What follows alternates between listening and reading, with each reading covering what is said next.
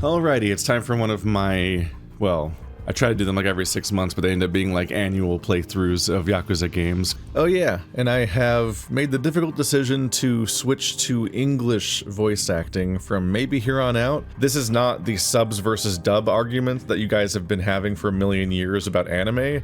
This is YouTube video argument, because I'm making YouTube content, and generally speaking, a lot of you guys use it as a second screen experience while you're playing another game. I think it's just realistic to use, the English voice acting because of the practicality of just how people use YouTube.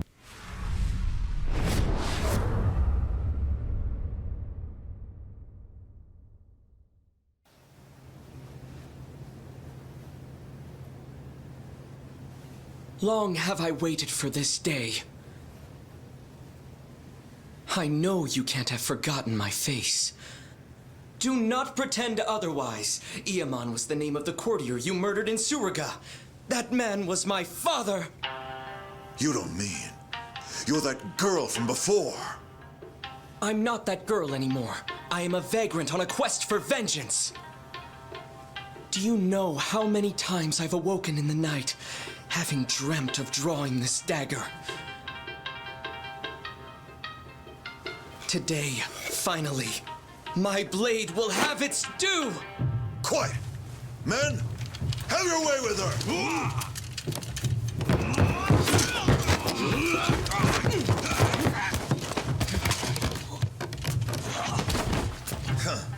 You actually believe I would ever let myself be cut down by a mere woman? I will teach you your place, for I am none other than the fearsome Ginji the Slasher, the legendary terror of Edo!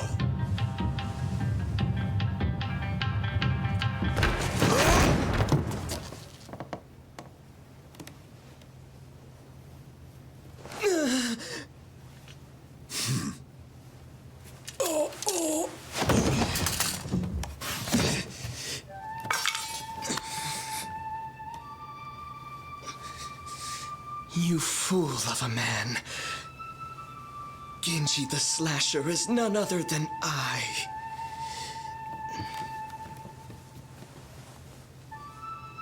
Did you see that? Father.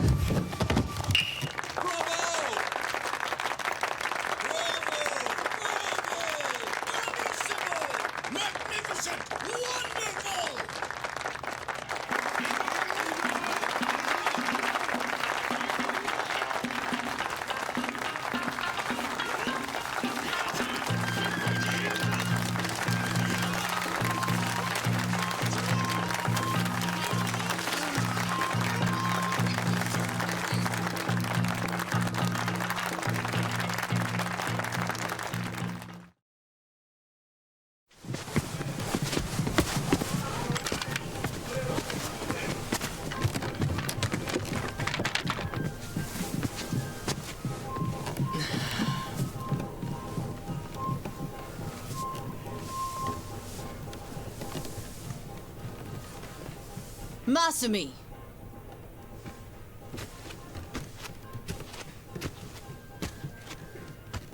Did you finish cutting that confetti? No. Not yet. Then what are you sitting around for? We leave for Osaka in the morning. Look at you. You got the audience to its feet and suddenly you think you're a star? Damn. This kind of money is nothing, so don't let it go to your head.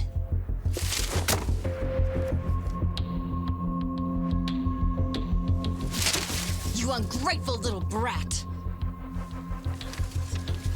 Don't you look at me like that. I can't believe this is how you treat your mother. Oh, well, it makes sense now, but not in good ways. I ought to make the next cut even deeper. And this time, not even your makeup will hide it. Yoko! Stop it!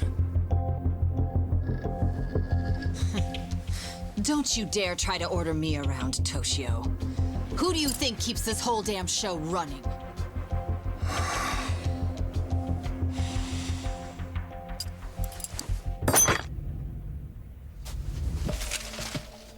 Tora-chan. Shall we go to Motomachi tonight? Are you sure?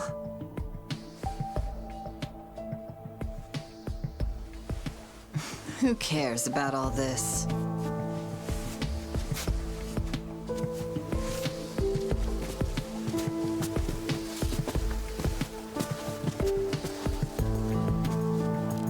What the fuck? Are you okay, Masami?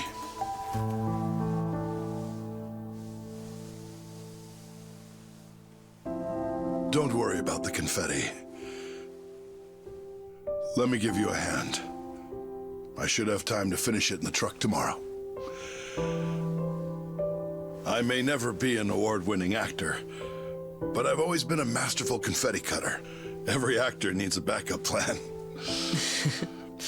Have y'all tried a Say we hit paper the town shredder? tonight? See the sights of Yokohama. Just the two of us. Come on. Okay.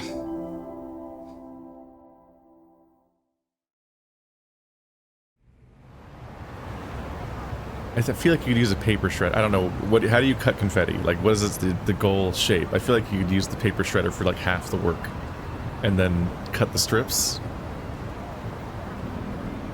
That woman needs to be buried under the stage, though. Say goodbye to all your friends in Yokohama. I don't have any friends. What's the point if you switch schools every month? Come on, don't be like that. You know, when I was your age, my parents wouldn't even let me go to school.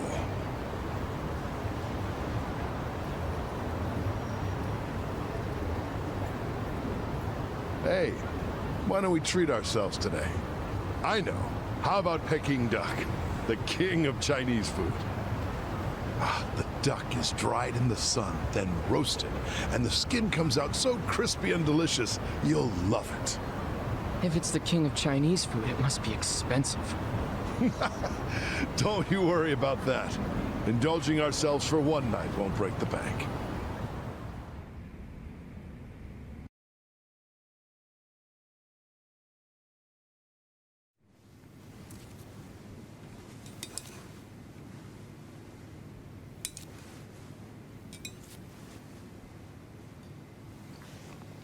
That is a terrifying quantity of food. Whoa, Masumi. You're going to get full if you keep eating those, you know. Remember, these appetizers are just the bit players.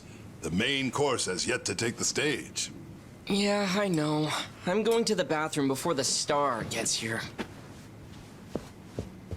I feel like we're watching the villain of the game grow up or something. Just because I have no context for who this character is. It's just an unreasonable amount of cruelty coming his way. This guy about to get killed? Yep. God, I'm so smart.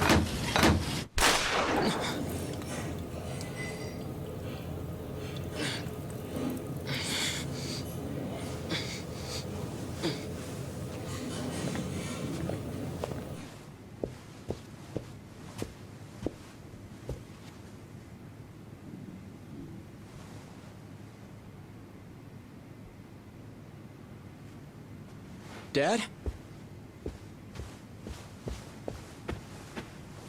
Dad?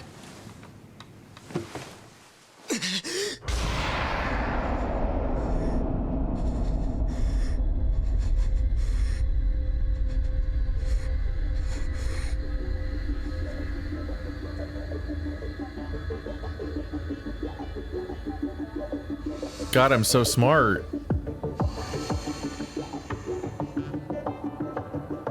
Well, yes, I have seen a movie before.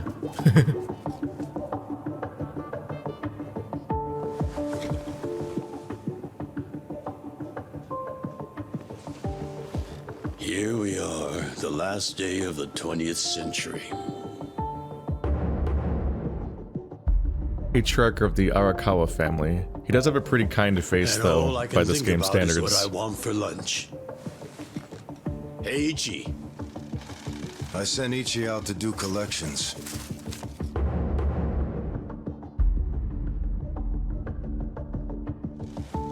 On New Year's Eve?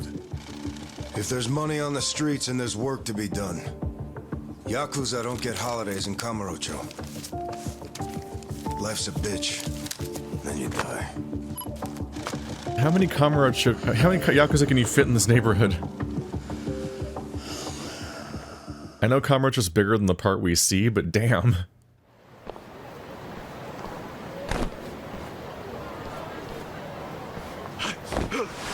Stop, Ushio, you piece of shit! What? And get caught? Get fucked, you cum stain! Oh. Leave me alone! Normal graphics jump scare. I'm this guy. Chasing down thugs, you chase them, mostly. That's basically what happens. Yeah. Okay. Yeah, so he's our chairman, and he does have a pretty kind face, and... Oh. It was hard to press... did I do it? I was already pressing forward with that stick, so it felt weird to try to press a direction with it. By these game standards, that usually is more or less not really subtle with their character designs, so he's probably not that bad. It's just he just has a very sad background to what led to him being here. That mother, Jesus Christ. Did I just lose or win? Looks like I shook him off. It's a weirdly long freeze. How did I do that?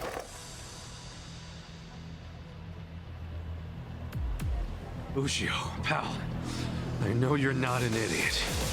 Why did you think you'd get away with hawking this? There's nothing illegal about selling animal fuck videos. Believe me, it's educational. What? Oh, I believe you.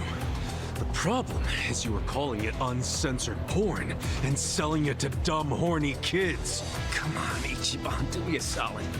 Remember all the good times we had in middle school? And let's be real, it's not like this is hurting the Yakuza's bottom line. Actually, it is. Big time. Kids these days are entitled, man. They'll come bitching to the Arakawa family about porn scammers on our turf. We can't have that kind of shit staining our good name. So come on. Cough up the cash you squeeze out of them.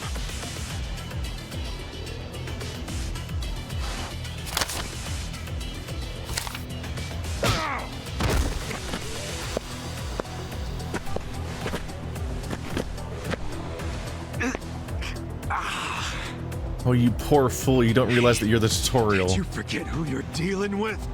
Of course not. Just some Yakuza street trash who's gotta learn when to quit. Guess I'll just have to kick your ass. Choices, choices. During battle, you will select which actions to take during the commands menu in the bottom left corner of the screen. Select the attack command to attack with the weapon on hand. Give that a shot. Or like whatever. So just hit A to attack. So it just waits forever now, right? The idea of this game being a turn-based combat game. I still think that this was like a plausible deniability thing. Like I think they were faking it as a April Fool's thing to see how people responded to it, because then they could walk it back if people didn't like the idea. It's a wild change for the series. If you can select attack again before an enemy gets back up, a regular attack will change into a powerful opportune strike. Opportune strikes really dish out the pain, so take out every chance you can get. For me, the big question is how are normal fights going to feel most of the time? The red gauge at the bottom right of your is your energy or HP, energy or HP, health points, 3 names. Not really, but kind of. Go 0, game over, heal with items. Why not take this opportunity to take a bite of your onigiri now? Any flavor will do. I've got an onigiri menu. It has a stylized interface, which is neat. They all have the same amount of health. Yum yums.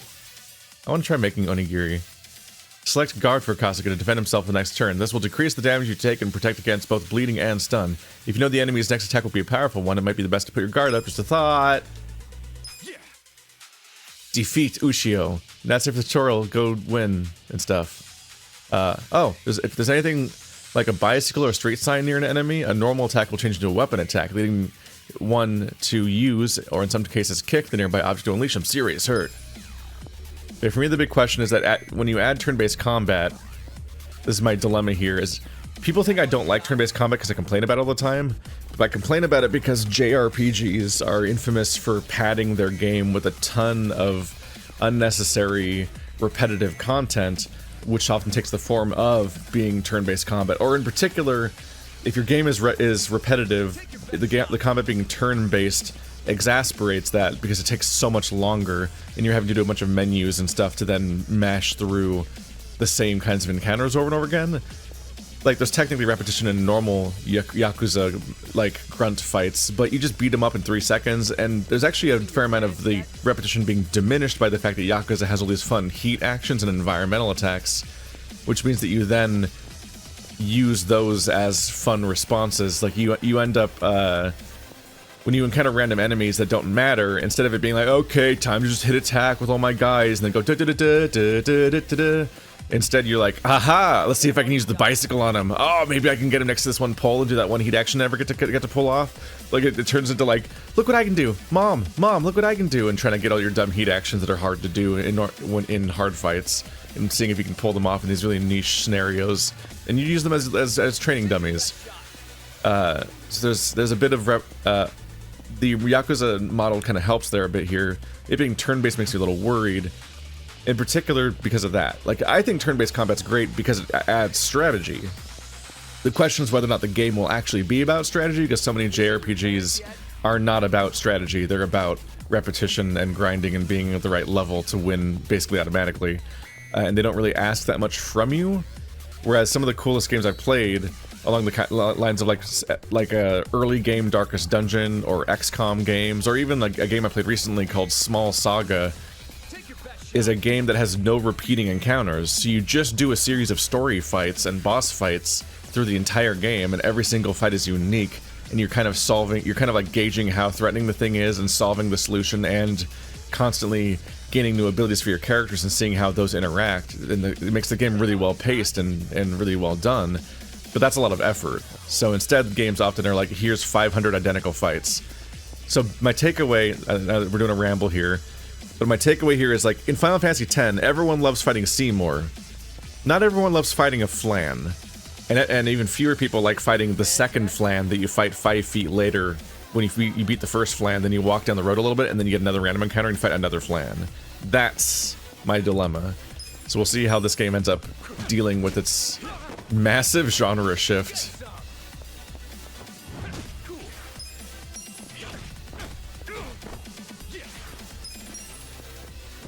So that's the attack again. So that's the chance to get them before they stand back up. Too easy. I feel the stats going up.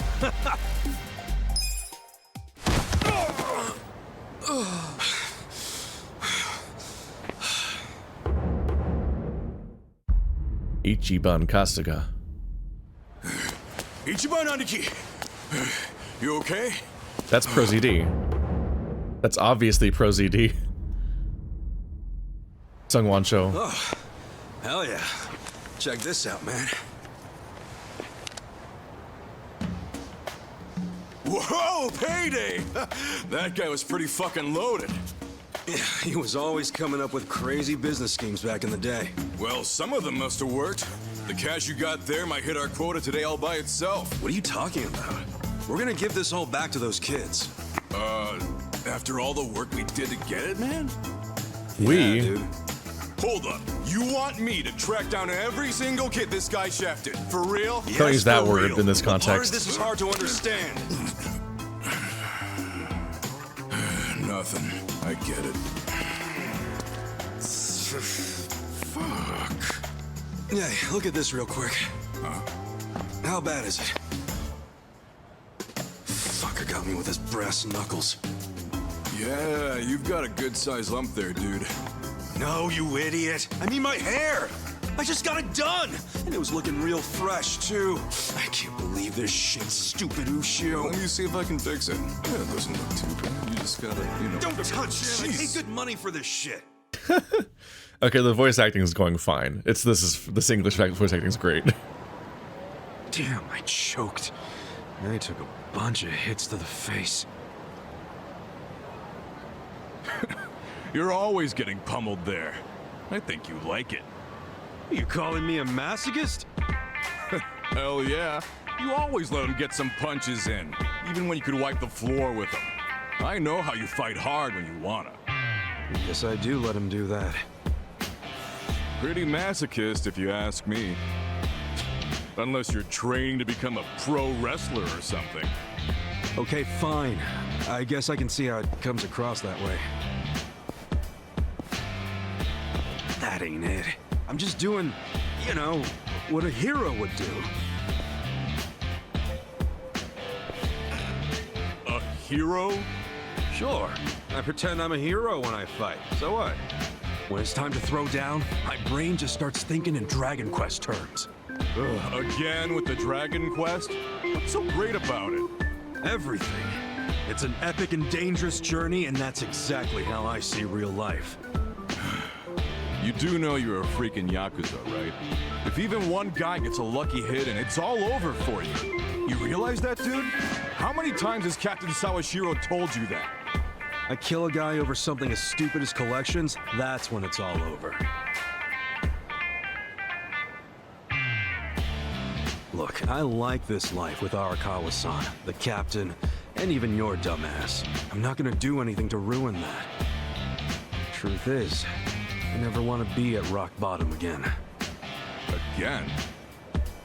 So, rock bottom was when you were cooped up in that Soapland office playing non-stop Dragon Quest? Wouldn't be the man I am today without it. A cool guy, full of the bravery those games showed me. And what they didn't, Arakawa-san did. That's where you get all this hero crap, huh? Maybe I should give this gamer shit a chance. Do it, man. But first, let's give that money back to the kids who got scammed. Oh, right. What do you... It taught you everything you know, and it's why you're so cool, but also it was rock bottom. Time to give those kids some refunds. Thanks. Hit me up at the SIG shop when you're done. Sure.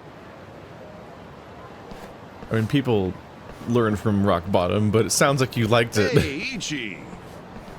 Old man Takeo, how the heck are ya? Good, good. Hey, did you know Mama Michio is looking for you? She wanted you to swing by. What'd she need with me? No clue. I'm just the messenger. What's she gotten herself into now? Duty calls. Alrighty. So strange intro. I was so mentally stun-locked by that entire... the very beginning of the introduction where I'm just like, these are the first lines in the game of our new like we meet our new protagonist. He's like talking about stopping a guy from selling fucking like I don't even want to talk about it. I don't even want to talk about it, honestly. Anyway, the most important part of Yakuza. I can't order from the recommendations because I don't have money. Menu status effects. There's a bunch of effects and things. Yeah, I guess I have no damage taken, so maybe I should not be eating right now. And there's no visible hunger meter. Don't know what the effects do yet. Like if they're bringing back any of the weird experience stuff that they had in Yakuza 6 and Kiwami 2. But if you're new here, I have played Yakuza 0 through 6 and Judgment so far. I didn't play Judgment 2 when it came out. That's not what it's called. Because I heard that it was going to spoil stuff from the Yakuza 5 or 6 or whatever, which I hadn't done yet. Otherwise, I was going to play the Judgment games as they came out new, and then keep poking through the series as I went forward. I just found myself in a dead end, didn't I? They let me go in a weird direction, and I have to snake all the way back around. Womp womp. My goal is to play every Yakuza game, within reason. I tried to play Dead Souls, but I recorded the first 2 hours and put them on YouTube, and all of it got blocked because every single cutscene is blocked by Sega. So if you're wondering why there's not a lot of playthroughs of Dead Souls on YouTube, it's because Sega is strangely blocking that stuff. I imagine it came out right in the era of when Japanese companies were really, really weird about YouTube and mad about their games being uploaded to it, and they instituted very rough policies for their game, to the point where literally every side story or even just normal in-engine like dialogue cutscene is blocked. Not even real cutscenes, but like back and forth dialogue moments. It's so universally and carefully blocked. And then they probably just never revised that policy at all since then. And so it's just still jammed forever. I'd have to put like crazy visual effects across the entire playthrough at all times to try to like get away from it being blocked, and that'd be a bit much, probably. But I don't know, maybe I put a zombie filter on the screen, but I did give up at the time, and that was demoralizing because I was trying to cover all of them. I like them. They're like my comfort space. Hey there, Ichi! You kept me waiting. Have a drink with me, will ya? It's New Year's Eve. Wait, please don't tell me you were just looking for a drinking buddy. What? You were the only guy I knew who wouldn't have anywhere else to be on New Year's. You serious? I'm out here busting my ass making collections. Oh, well, look at you. So big and important. At least I'm not drunk. Hey, I've been drinking since before you were a twinkle in your dad's eye. And look at me now. Still gorgeous. You're doing great, ma'am. Is she... She's stopped moving for long enough that I'm worried. Keep telling yourself that.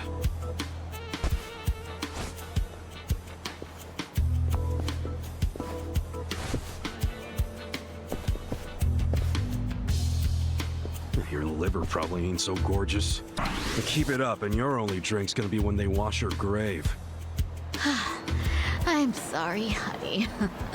I do appreciate it. Huh. Emotional stats. Style, intellect, kindness, charisma, confidence, and passion. What do you... Does... Are you choosing to level 1 or the other one? Or I'm trying to think of the opposite of... I guess passion? I don't know. I was almost like maybe the two sides of the circle are polar opposites, like passion and kindness. Trying to think of what scolding someone would do. If that'd be passion or intellect, maybe? Kasuga's personality may improve depending on his actions. These traits represent Kasuga as a person. Refining them will earn him a slew of perks and bonuses, such as unlocking new features or characters to talk to. That's interesting. And it says improve. It's just personality will improve. That's an interesting way to put it. It's leveling up. But like the phrase "personality will improve" is funny because it's like you're making him a better person or something. And I'm like, are these all better? Were the two options equally versions of making him better, or was it a right and wrong answer where one would upgrade something, the other one wouldn't upgrade something? I wonder. Not sure, but these do something at least. The following are 6 traits of Kasuga's personality: passion, confidence, charisma, kindness, intellect, and style. Try out all kinds of activities to make Kasuga the very best man he can be. Do a lot of side activities. Hopefully it's a more reasonable leveling system and progression and unlocking system for side stories than Judgment, which was like... Judgments was like, hey, max out the entire open world to an exhausting degree and we'll finally give you the capstone side story. It's like... I definitely... By the time I got to the end of Judgment, which is the longest playthrough of this entire series so far, I was definitely missing the old system of just the games being like, yo, every chapter of the main story unlocks more sub-stories in the open world, go check them out, and kind of bounce back and forth in a pacing sort of, in a way that's kind of decent pacing, although it always feels a little weird to leave the main story to do side stuff when it's more urgent, like in Yakuza 0. But in Judgment, they wanted you to do an exhausting amount of side stuff just to unlock your reputation rank, and then the reputation rank every few levels would unlock new side stories. And so you had to grind this other stuff essentially, and it was like, that's not a great system. This took way too long.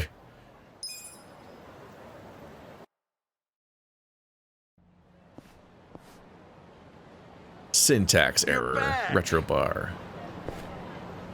Why'd you do me like that? Michio was just drunk off her ass. You're surprised? I haven't seen her sober in 20 years. Her and this town are just going to hell. Heck, There's some trouble at Shangri-La right now. Huh? What happened? I don't know the details, but you know how soaplands are. Yeah, maybe a customer got uppity with one of the girls. You ought to go check. Damn it!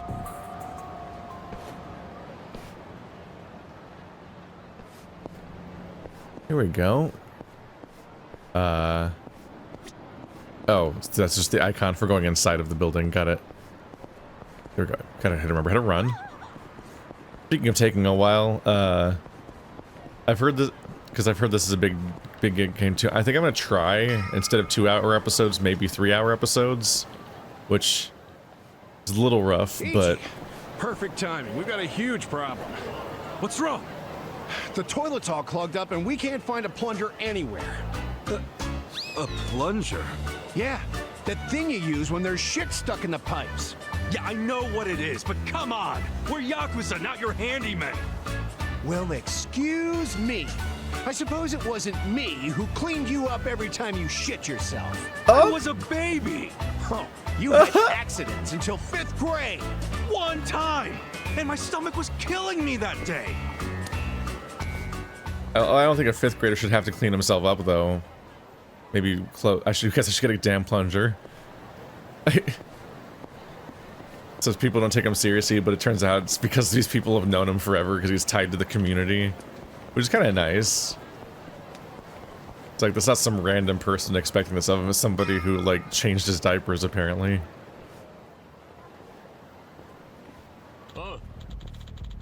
Come on, you gotta pay your taxes. What tax? New Year's Eve tax, buddy. I mean, cigs and beer have a luxury tax on them, don't they?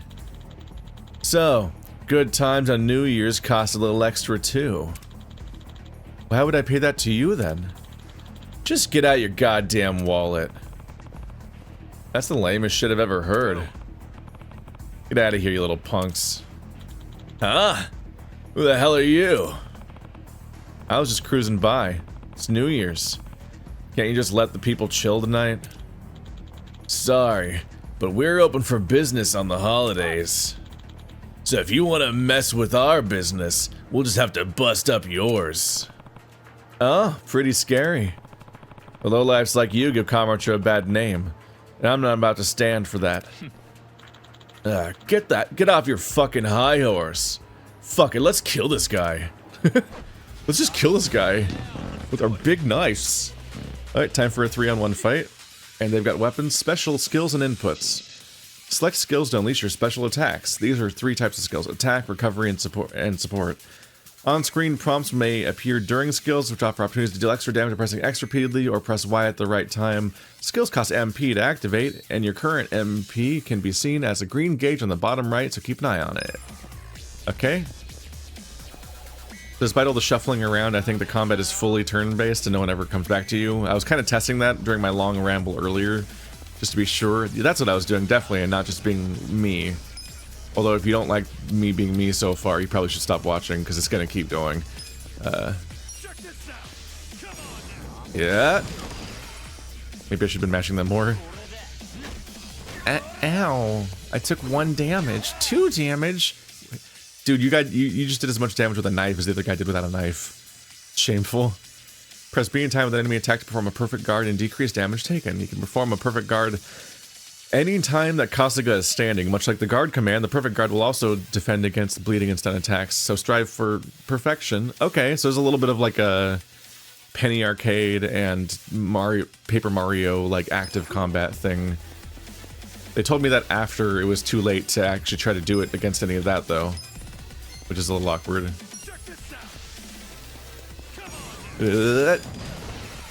He's dead. I think I'm doing it wrong. Can I do normal attacks yet? No. I only have 1 attack, so that one. So it looks, I think I can do more damage if I memorize which ones are going to require me to mash, because then I can be mashing already instead of reacting late to the prompt starting. Damn it, you're dead next time I see you. That was weird.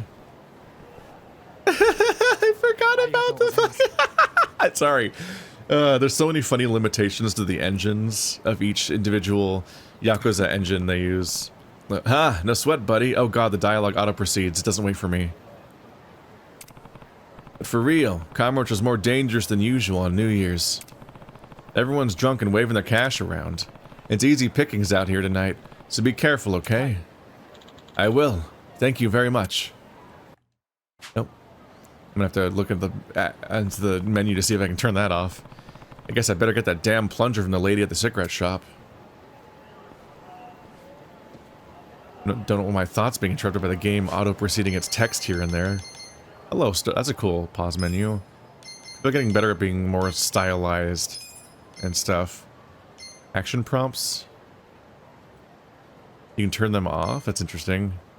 Battle speed, slow or only slow or standard. Not there's no make it faster.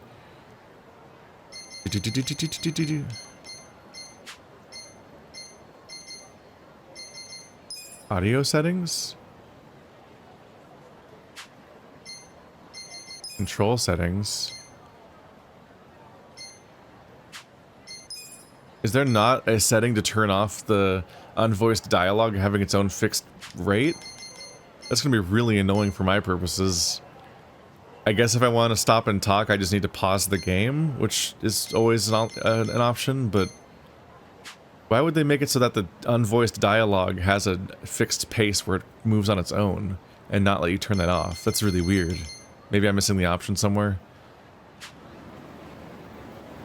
But yeah, I might go for 3 or even 4-hour episodes just to try to make it so that this series doesn't, like, have a monopoly on the channel for on a time slot for a very long time. I'm somewhat hesitant to play very, very long RPGs nowadays, just because they seem to perform very poorly. Maybe the audience isn't there, but I still want to do but there's still things I want to cover, so I'm like, maybe we just gotta have marathon episodes to get through it, so everyone gets what they want, including me. Yeah. If you have one, could you run into Shangri-la? Just buy one for them. They raised you, for crying out loud. They raised you? A man your age should be sending money to his family anyway. You think I can afford that? I'm barely scraping by as is. You can't afford a plunger? Well, then you need to leave that sorry Arakawa family and join a family with some real push, kid. Sure, you'd be their gopher for a while, but that'd still be better than how you're living now, right? You're an idiot. I swore an oath to Arakawa-san, and I never abandoned him. Aren't you an obedient little dog? Hey, I heard something real cute about you. You're babysitting Arakawa's kid? Ha! Ichi the nanny! Hey, look, the young master's the same age as me. He's not a kid. Young master? What is this, the 18th century? Besides, I'm not babysitting him. I'm his caretaker. He's been in a wheelchair since he was a toddler, you know? Ooh, so he needs a big, strong Yakuza at his side every time he wants some fresh air? Arakawa's going soft in his old age. Surprise, surprise. Hey, try saying one more word about Arakawa and see what happens. Hey, Aniki.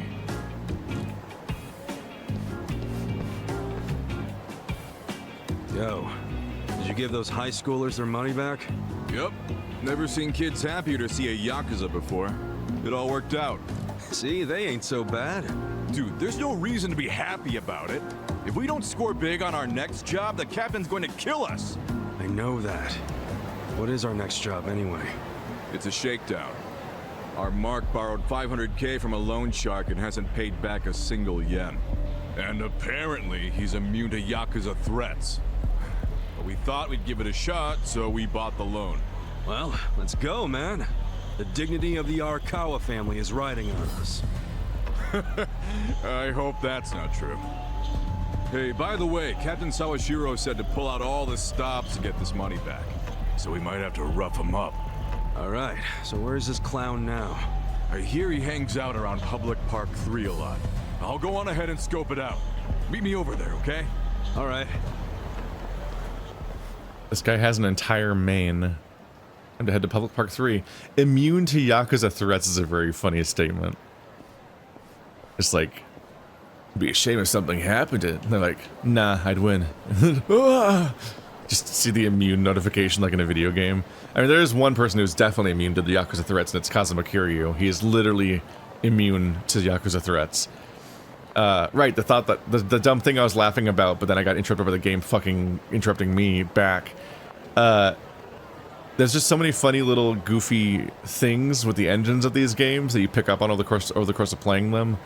Like there's always the silly element of like how in some of these games people will sit there and talk back and forth with each other, and then the crowds that aren't really real people, they'll for some reason all walk up to us, see that you're having a scene, then turn around and walk away, and they'll have that, and they'll be doing that from all directions all at once, and it's just very goofy looking. In this case, what I laughed at is that during cutscenes, everyone is programmed to have non-stop eye contact. They're always looking at somebody's head, basically, like right now a little bit, but even that's more reasonable looking. So in that scene, we were watching him and the guy he just protected, but instead of them watching just the like concept of people running away like a normal person, their heads were locked mathematically to the heads of the people running away. So both their heads were awkwardly bobbing in sync with each other because they were like weirdly completely fixated on having perfect mathematical eye contact on the exact part of the body that they were programmed to look at. It's very funny. It's like, I'm like, that's not what people look like when they watch somebody leaving. That's wild. I'm not really complaining. It's kind of like coming home, seeing the really goofy, familiar things about these games. Oh, Aniki. Is our guy here? Sure is. Look over there.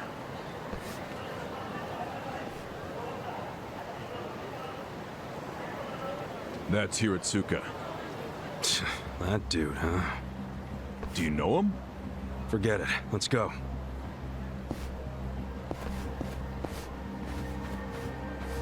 Hey there, Hiratsuka-san. Enjoying a little break, are we? Having a smoke while your moocher ass still owes a ton of money? Oh, you think we won't beat you to a pulp? That other family went easy on you, but we won't. The Arakawa family doesn't fuck around. If you don't want to get hurt, get out your wallet. Hey, you think I won't do it? I can't pay back what I can't pay back. That's all there is to it. I see you're still just coasting on your size, oh great Hiratsuka. How'd you know that nickname? Who the hell are you? Aw, don't you remember, pal? We used to wrestle when we were kids. You thought it was so cool to powerbomb other kids, as long as you were the only one big enough to do it. Oh, I remember. You're Soapy Ichi. And if this guy's your pal, that must mean you ended up in the Yakuza. Shocker. And I heard you joined the JSDF only to flunk out and come crawling back here. Life's a bitch, huh? Yeah, it is. So deal with it somewhere else. No can do, pal. We gotta deal with it right here, 'cause we're Yakuza. See, Yakuza orders are mandatory, and my orders are to get your wallet. So hand it over. I told you. A big I wallet. Don't have any money. Come on, great son. Let's make this easy. All I need is your wallet. I don't want to get rough with you. You understand, right? You saying that even a grown-ass man is scared of my power bombs? I'm saying I don't want to see the strongest guy in middle school tap out. Be a shame if that was your peak. Sounds like Soapy Ichi needs to taste the dirt again. You want it so bad? Try and take it. Here we go. Tag match, Aniki. Not this time. You be the referee. I want him all to myself. Huh? Quit jabbering and let's do this. Come on! Oh, he's got a weapon. That's the power. I don't think powerbomb meant hammer. That's a little terrifying. Okay, so we're really reinforcing that he's extremely connected to everyone around here. Oop. Might have wanted to get more food to heal. Ah, he's already half dead. Oh! Uh-huh. What? Was that a... I tried hitting B to guard. Did I do a perfect guard so hard that he couldn't swing his weapon correctly? Or does his attack fail sometimes?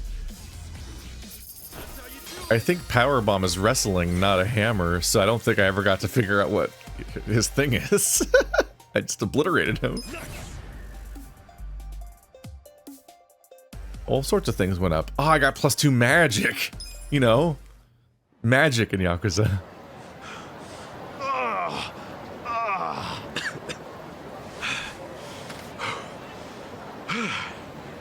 You're still pretty strong.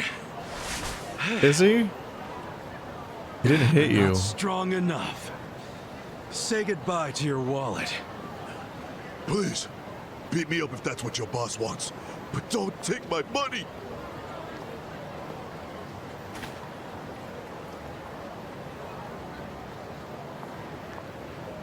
Well, looky here. He did have the cash. This fucking lowlife had no intention of paying it back. Hey, wait. What are you doing? Adachi! What? Just getting all the junk out of his wallet first, man. Looks more like money to me. Alright, great son. Like I said, I only wanted your wallet. Oh, okay. Okay, let's go, Mitsu. Hey, Adachi!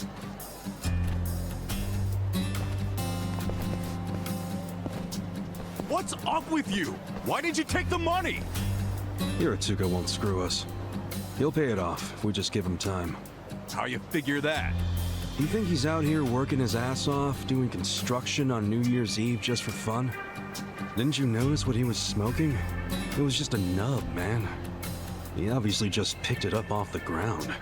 Why'd he do that if he had so much cash? Because it's New Year's. He probably wanted to buy his mom a nice meal, so he got some cash out of the bank, you know? That doesn't mean it's okay to be late on his payments. Look, you know that old candy shop just past Showa Street? Yeah, it closed last year, right? What about it? Hiratsuka's mom ran that shop. Really? She closed it because she got sick. Real sick. I went to see her in the hospital, and she was thin as a rail. But even so, she was happy, because her son was back in Kamaroo, taking care of her. So, that money Hiratsuka borrowed was... It was all for her hospital bills. Oh. But, dude, if we go back empty-handed, Captain Sawashiro's gonna kill us. We're not going back empty-handed. We were asked to snatch the dude's wallet. And look, that's exactly what we snatched. You know that's not what the captain meant. Hey, speak of the devil. For real? Hello, this is Ichiban. You're slow. I told you to pick up within 2 rings. Sorry, Captain. Don't tell me you're still out there doing collections. Just finished up the last one, sir. I'm about to head back to the office. That'd be great. Except right now you should be with the young master. Yeah. Sorry. I'll be there as fast as I can. What good is that? He still has to wait for you. Why are you always slow as shit? I'm sorry, sir. Just move your ass. And don't take him anywhere dumb or dangerous. If anything happens to him under your watch, I'd have to kill you 1,000 times. Yes, I know that, sir. So you gotta go play chaperone to the young master? Yeah, damn it. I can't believe I forgot. Mitsu, take this back to the office for me. Oh, no! I'm not gonna be the one to hand this in to the captain. You just let me know when the young master lets you off your leash. I'll kill time until then.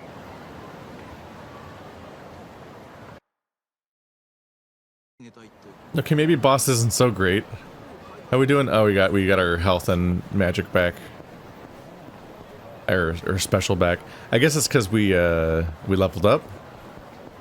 That was extremely funny because that was this is really specific to me, but it calls back to what might be my favorite YouTube skit ever.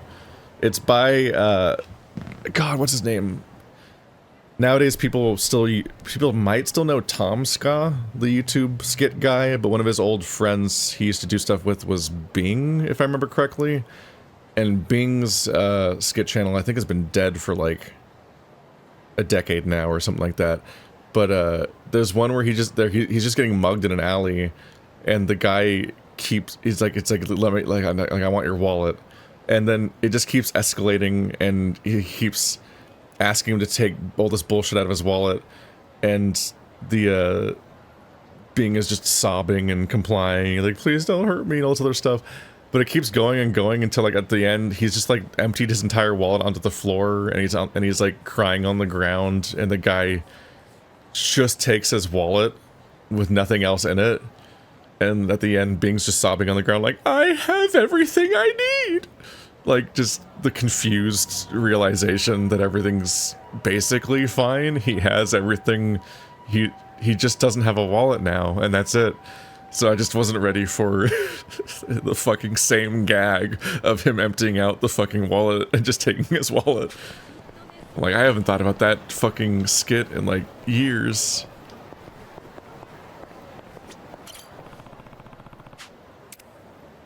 Young Master's apartment.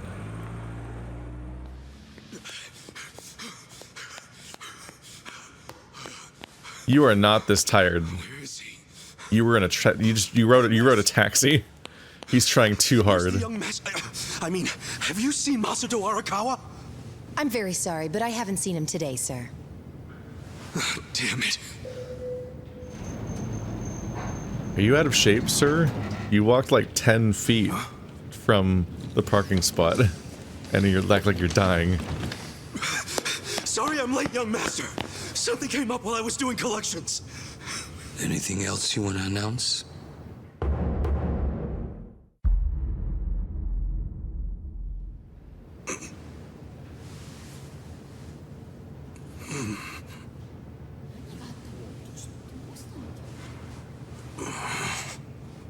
Sorry.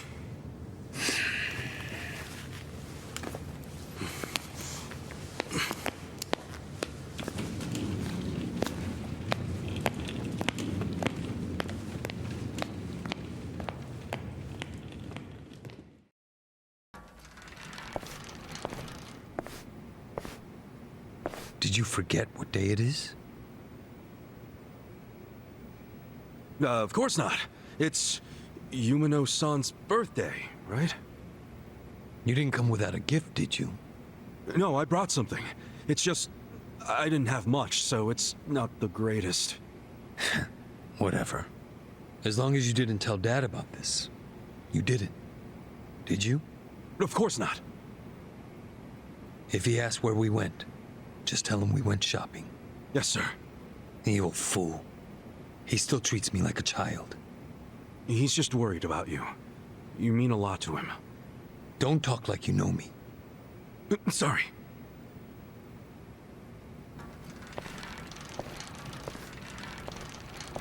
Don't talk like you know me, but also already know our entire dynamic and know how to act.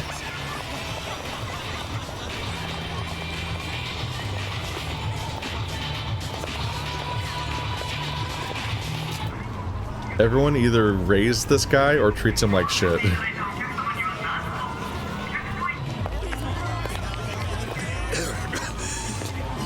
You okay, young master? I'm fine. We're almost there. Wait, don't go in yet. Duck in here for a sec. Okay.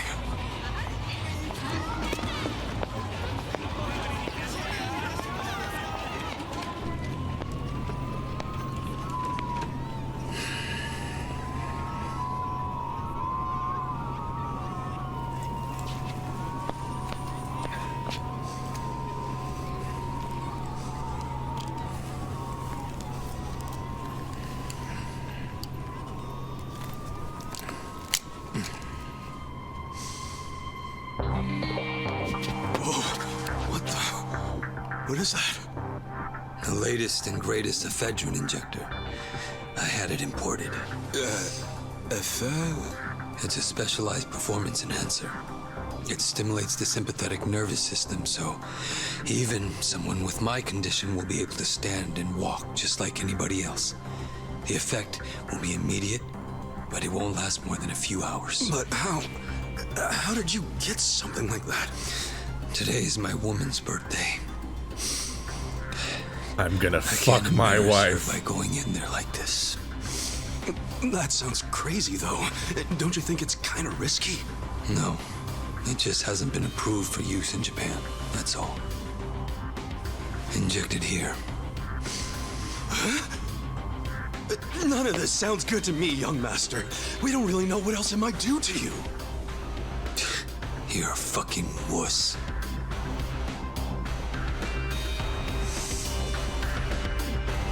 So, y'all are doing a lot of breathing on an exposed needle that was covered for a reason.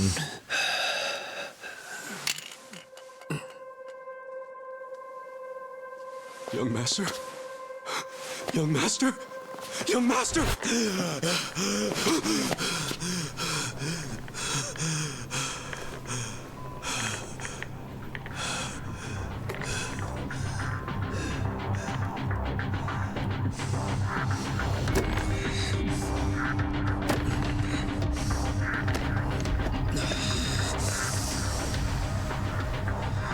This feels a little worrying. Let's go. Young master?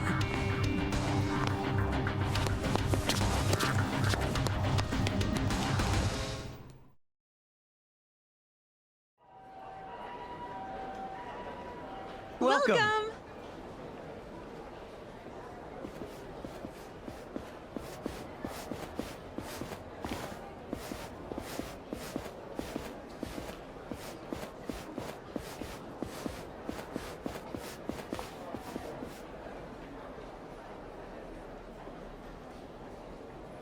These locations are so incredibly garish every time.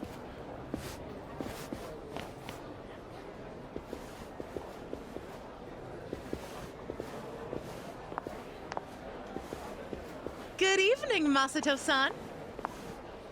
Oh my goodness, are you all better? I can't believe it.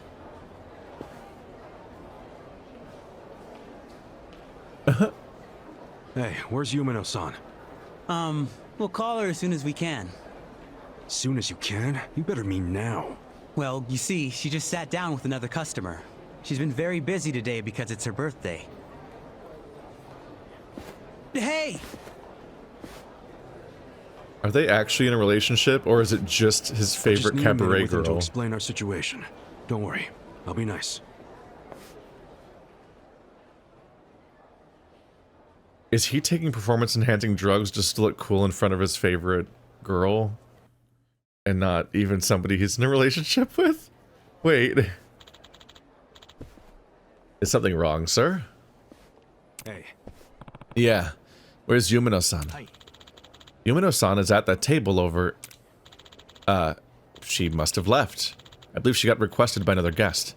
We're rather busy today, Kasuga-san. Huh? Is Masato-san really healed? It's complicated. Wow. Does that mean you'll be released from indentured servitude? No. Dumbass. I'm not some kind of slave. This is an important job. But isn't Masato-san a civilian? So why would he need a Yakuza like you following him around? No one asked you. Now where's Yumino-san? Sorry, but you'd probably find her faster if you looked for yourself. Yo. Is that how you treat your best customers? You know how many bottles we bought last week on Christmas? Technically, Masato-san ordered them, not you, right? Oh, give me a break. Fine. I'll go look myself. Just ignoring the fact that I'm looking on behalf of the person that is that person, but okay.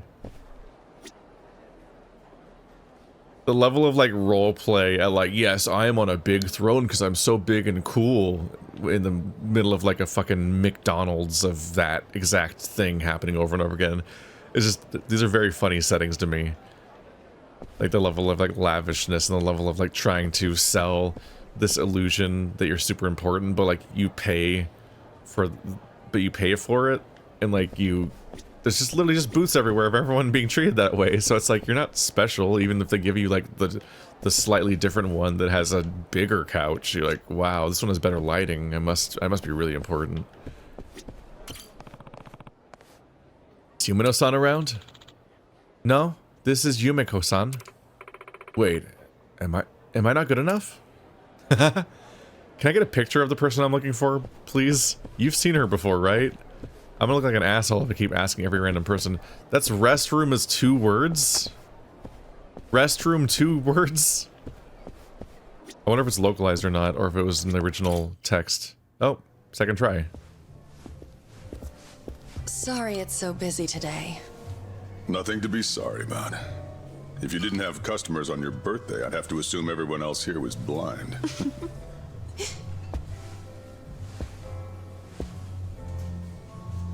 Who are you? Well, how should I put this? I'm the young lady's escort for tonight. Ichan, what are you doing? I believe this club is first come, first served. No need to make things complicated. Let's just say we came first and leave it at that. You understand. He's gonna kill you.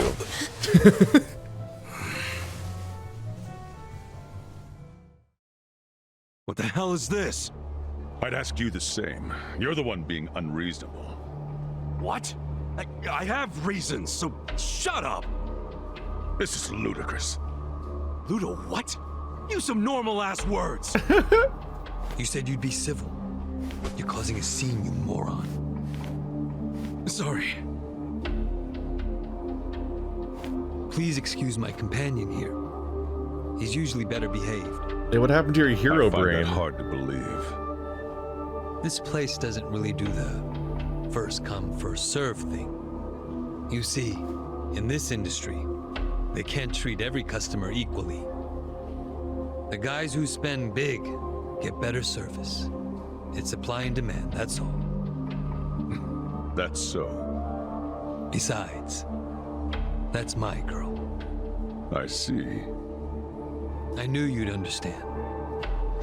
Since I've disturbed you, would you let me buy you a drink? Pick anything you'd like, and don't worry about the price. No, thank you. I don't need a drink. Not the drinking type. Well, then you'll be needing this to try your luck with another woman.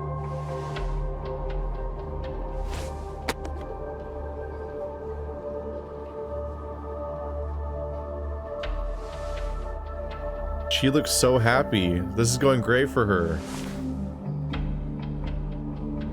I love this type of business. I couldn't accept that. Please, I insist. Why insult me by refusing? How No, about... thank you. My position requires me to exercise some level of discretion when accepting gifts. Is he government? Where do Lawyer? you get off acting so high and mighty? You've got guts. I'll give you that. What's your name?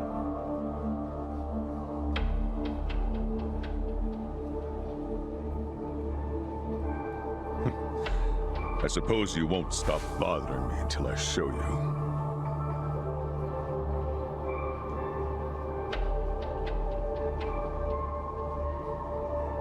Uh-huh. Shouldn't you know who the police commissioner is? I also have to be discreet about who receives my business card. Wow. Are you even allowed out this late? At a place like this? No law against it. Now, why don't you take the lovely lady back to your seat already? He can't, he's the police commissioner, so he can't take bribes.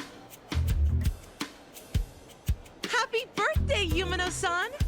Such fancy drinks, Yumeno-san. You spoil us. Thank you. Hey, aren't you thanking the wrong person? He's right. You two should thank the man who bought them. We're very grateful, Masato-san. Whatever, it's fine. I mean, it is the most expensive bottle in the house. Only natural they'd forget themselves a bit. How often do they get drinks like that after all? Young master, I'm sorry about all that earlier. That guy thinks he's too good to accept my generosity? Not like he can afford to as a cop. Does he come here often? No, this was his first time. So, Yumino-san, what did he get you for your birthday? Oh, stop.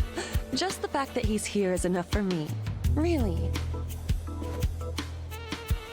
Aw, you two are so cute! I'm jealous. I want a boyfriend like Masato-san. Ichi, show her yours first. Sure. I'm not really used to this kind of thing, though, so... Show me yours and I'll show Just you do mine. it. Sorry, I know it's not much.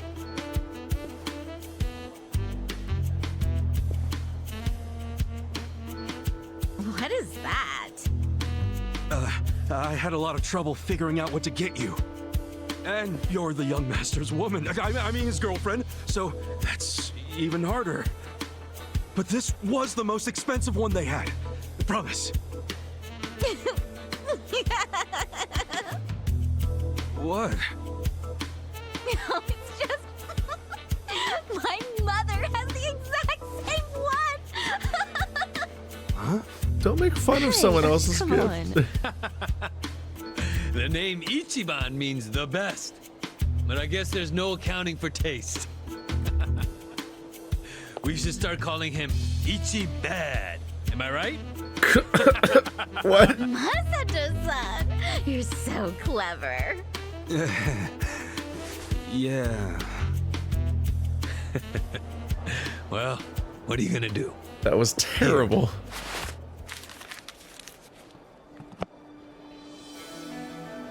She didn't even react. That was so cold.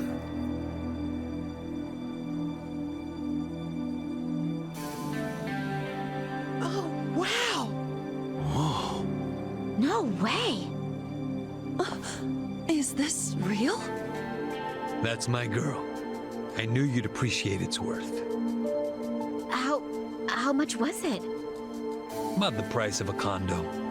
A high-end one, not just some dump, of course. Thank you. I don't know how I could ever repay you. I feel like you're gonna get her murdered. Don't worry about it. I guess my next gift will have to be an actual condominium. For us.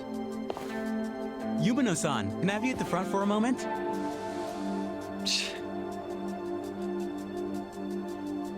Really? Can't you read a room, kid? Ichi, don't start another fight. It's the lady's birthday, let her go. She's just in high demand. Right.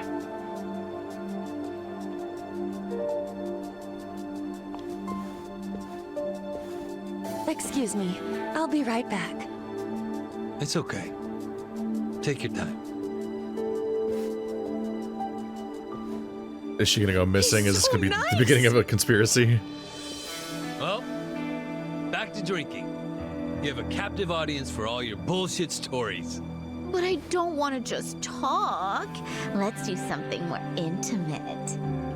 Well, we'd have to ask Yumino. Oh, she'd kill us for sure.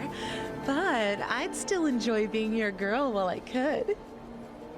I hate everyone in this room. I'm like losing my mind a little bit. I'm like, there's just the weird roleplay dynamic of being at this kind of place. I don't know if this counts as, I guess it's like a hostess club, not a cabaret club. Or maybe, yeah, whatever. I mean, there's a lot of overlap in the way they're presented in these games at the very least. Like, oh, it's like these girls don't usually get to try something this expensive. I'm like, they work here. They work at the place that serves the drink. Like you're buying the drink for the employee of the place that works at the... It's so weird. I understand it's not the same thing, and there's context, and obviously the employees don't just have access to the product or anything anyway. But it is weirdly like buying a bartender a drink. It has that weird vibe. I'm like, they work here. We know they work here. This is a weird form of role play. I know that you and that one girl might have a real relationship. That might be what's being implied here. And he's trying to get her out of here or something. And like, but like, I don't know, if he's this rich, why don't they just fully commit? Since apparently he can just eclipse all of her wages so powerfully. Like if she doesn't want to do that, then they could just stop working here. I don't know if that's real or not. I'm not sure. But it's just so weird. And it's also like, I just hate the dynamic of like Ichi got her a gift and she didn't even react to it. She just stared at it in silence and then let one of her girlfriends make fun of it.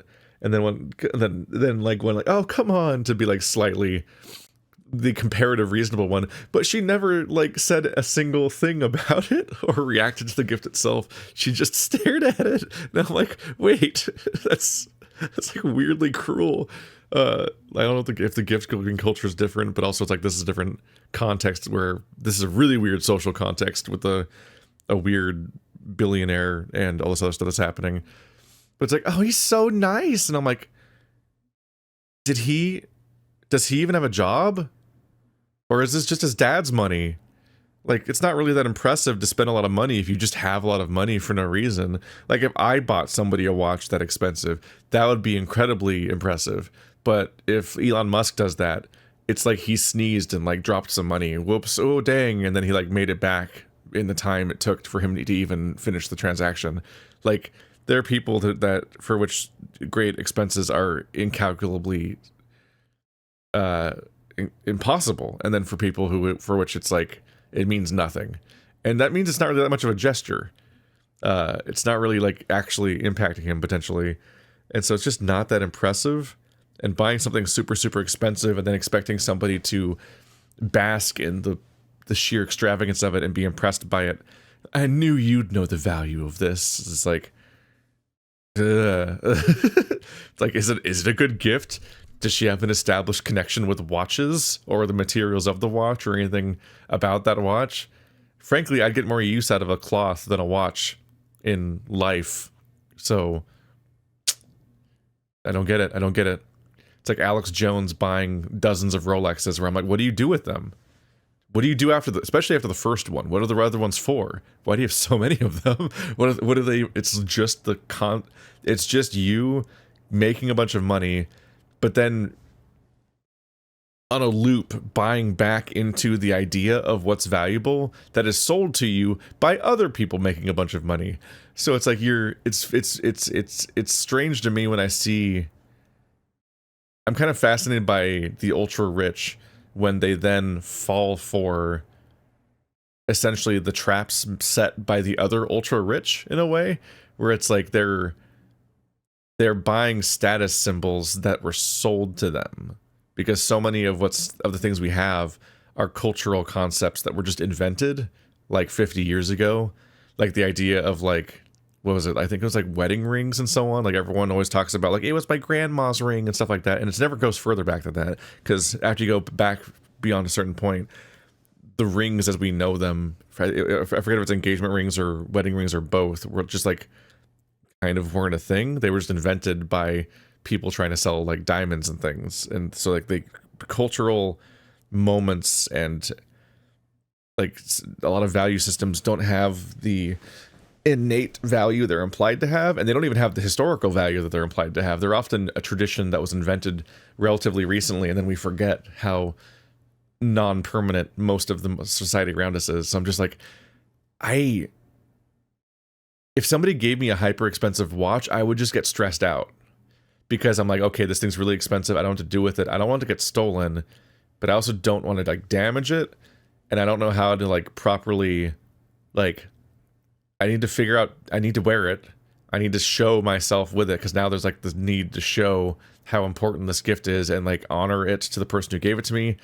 But like, I don't actually want something like this on my person or in my life. It feels like it's just like a vulnerability of sorts, like it's a thing that can be targeted, and it's like, it's extremely expensive, but it doesn't actually give me value. It doesn't like increase my station in life. It doesn't make my life easier. It doesn't, make me happier.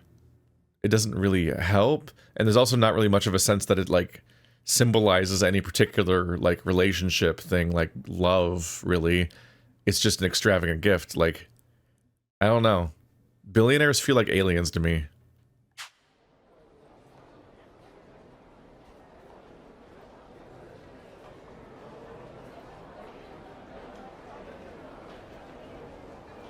Think I had one too many.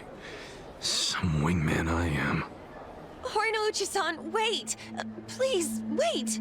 I'm going home. I don't even want to breathe the same air as that punk. Who the hell is he? Masato-san? He's... well, he's the son of a Yakuza. How do you stand the man? Well, of course to you he's not a man. He's a big walking wallet. Stop!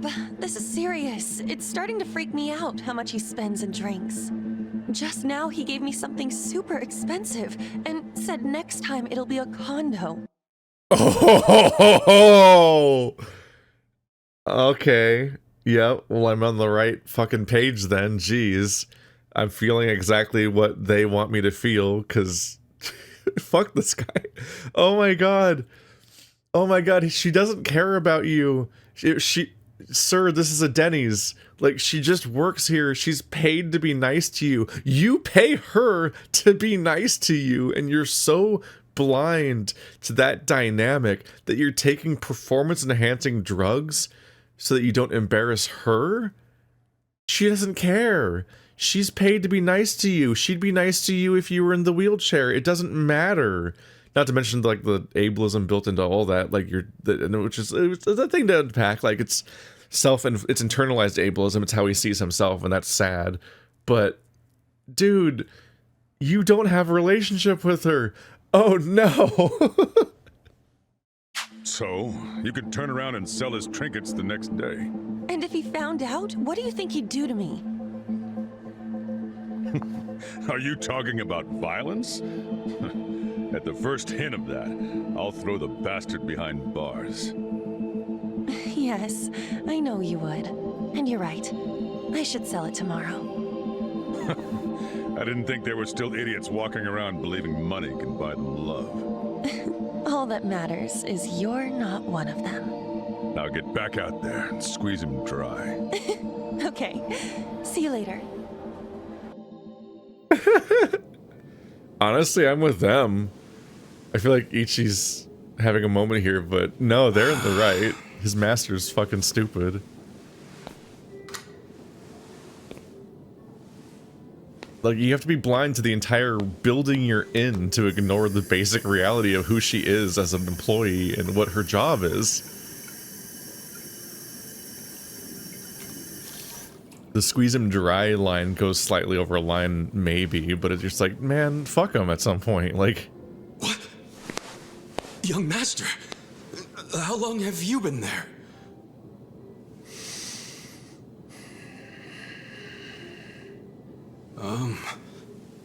Young master? So, did you finish your business? I think I can't walk anymore.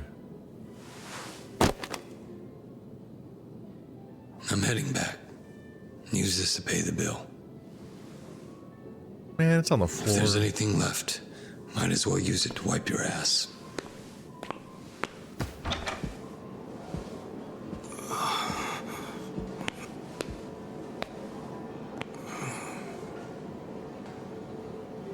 How long was he there, though? He couldn't have heard the conversation because he would have been in the path of them leaving. Also, I guess they were meeting together in the men's restroom? Aniki, are you done babysitting the young master? Yep. Let's meet up at Cedar Square and walk to the office. Sounds good. Did you verify that he made it back? What if his drug wears off and he just like collapses in the street somewhere without his wheelchair? How did the wheelchair get back? Did he take the wheelchair with him? Did you take the... I'm sorry, I'm just questioning the logistics of the scene. There was a wheelchair in play. I don't know where it went, but I feel like they need it for various reasons. Even if they don't need it to get back, somebody needs to make the wheelchair get back, but it sounds like he was dismissed. And I'm like, no, the wheelchair. He can't be dismissed. Somebody has to take care of this device. It's big. It's not a small ask to get it back home or whatever. Yeah, no, Ichiban's like in the dumps right now, kind of, but I'm like, no. Like, Maybe does he just like really care about the young master or something? It's like they're both kind of dumb if they don't get what's going on here. Newbie Yakuza, y'all, I'm Yakuza. Wait, why are we fighting?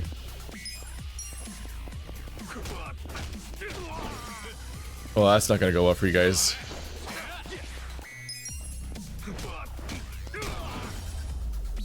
Got him. I'm playing as a Yakuza in a Yakuza game for the first time since, like, Yakuza 0. I'm trying to remember. I think Majima and Kiryu were both currently in the Yakuza in 0, but they're both kind of slightly exiled or in a state of being punished. Kiryu was on the path to getting his finger chopped, potentially, or something like you know, stuff along the lines was going on, and Majima was in the shits and was being forced into, he was like working that cabaret for that guy. I don't fully remember the story of 0 anymore, because that's the one I played like a decade ago, practically. In the current, which it led to like the current resurgence of the series, or its newfound popularity in the United States, basically. I've been playing them since then, chronologically instead, but, well, Yakuza 0, then Kiwami 1, then Kiwami 2, then 3, 4, 5, 6. So I played the remakes, not the original versions of 1 and 2. But yeah, like, the big reveal was realizing that when you start Yakuza 1, Kiryu is in the Yakuza then, but then kills the head of the Dojima family and gets sent into prison for like 10 years, then gets out, at which point he's not a Yakuza, and he's basically never a Yakuza for the rest of the entire series, except for when he's very briefly the chairman of the Yakuza, and then back to not being a Yakuza, essentially, from game to game. So it's a series called Yakuza where you almost never remember the Yakuza, and somebody's already typing their comment, but the real reason is that the series is called Like a Dragon in Japanese, I don't, you know, Like a Dragon, but in Japanese. I'm not good at I don't have it down. And Yakuza is just its American name, but that has always been kind of inaccurate. And as far as I can tell, it's like the Resident Evil versus BioWare. Not BioWare. It's like the Resident Evil versus Biohazard thing, where in Japan, the Resident Evil series is called Biohazard, and over here it's called Resident Evil. And this, funnily enough, both franchises had a really weird thing where they got to their 7th game, and then we had Resident Evil 7 Biohazard, and in Japanese I think it was called Biohazard 7 Resident Evil. So they did the thing where they reconciled both of their overlapping names into the same title on either side of the colon, essentially, or as like a subtitle of some sort. And here, Yakuza 7 is called Yakuza Like a Dragon. It's called the name of the series in Japan. And now I think from here on that they did a handoff, essentially, where I think the next game's called Like a Dragon Infinite Wealth, and they just dropped Yakuza entirely. Amusingly, I am a member of the Yakuza. I don't know if that stays, though. But it's really funny and weird to me that both franchises hit their 7th game. 2 franchises that are known for having very different titles in Japanese and English that have persisted for, like, decades now. Both of which have been around since, like, yeah, the PS1 era and the PS2 era, respectively. So they've been around forever. And then they get to their 7th numbered game after, you know, not counting some spin-offs here and there.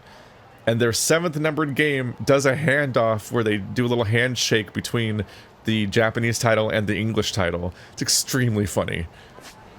Wild coincidence. No. Leave me alone. I was waiting for you, Aniki. Let's get back to the office. Yeah, let's.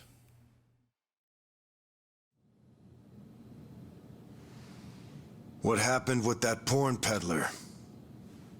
What happened to your... Sir, oh. Aniki took care of him today. He He's wouldn't the have pulled captain. that shit again without going through us first. Okay. And how much did you get from him? About that, I gave the money back to the high schoolers who bought the videos. It was the fair thing to do, and the kids were grateful to our family. I see. And that debt we bought? Oh, yeah. Went off without a hitch. Here's the guy's wallet. Just as you requested, sir. He's gonna decapitate you.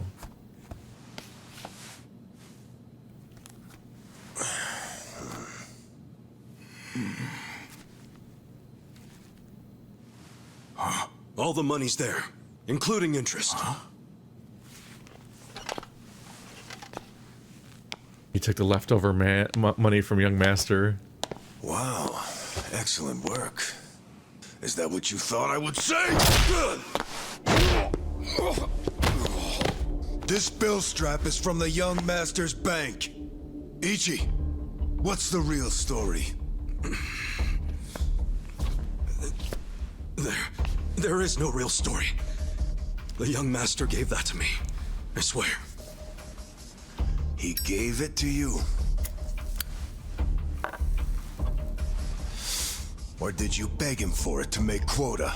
Begging for scraps won't fix your incompetence. I didn't beg. I have too much pride to pull something like that.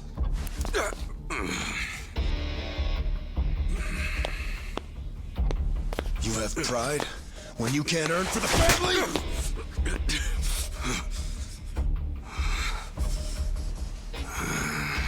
What's that look? Pretending it didn't hurt. You don't even know pain. Not for a Yakuza anyway. A Yakuza takes real responsibility. Hey! Bring me the knife.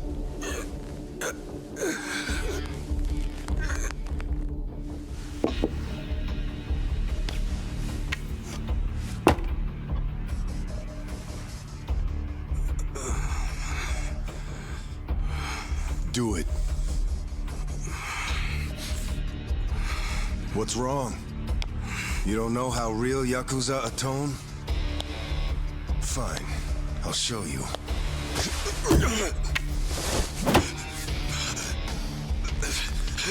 If you're lucky, it'll slip right between the joints for a clean cut. If you're lucky. Not towards the other finger. Good to see you, boss.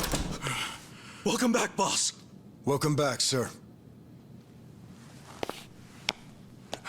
Ichi, walk with me. Yes, sir. They were landing on that decision real lightly. For a thing they're not going to commit to.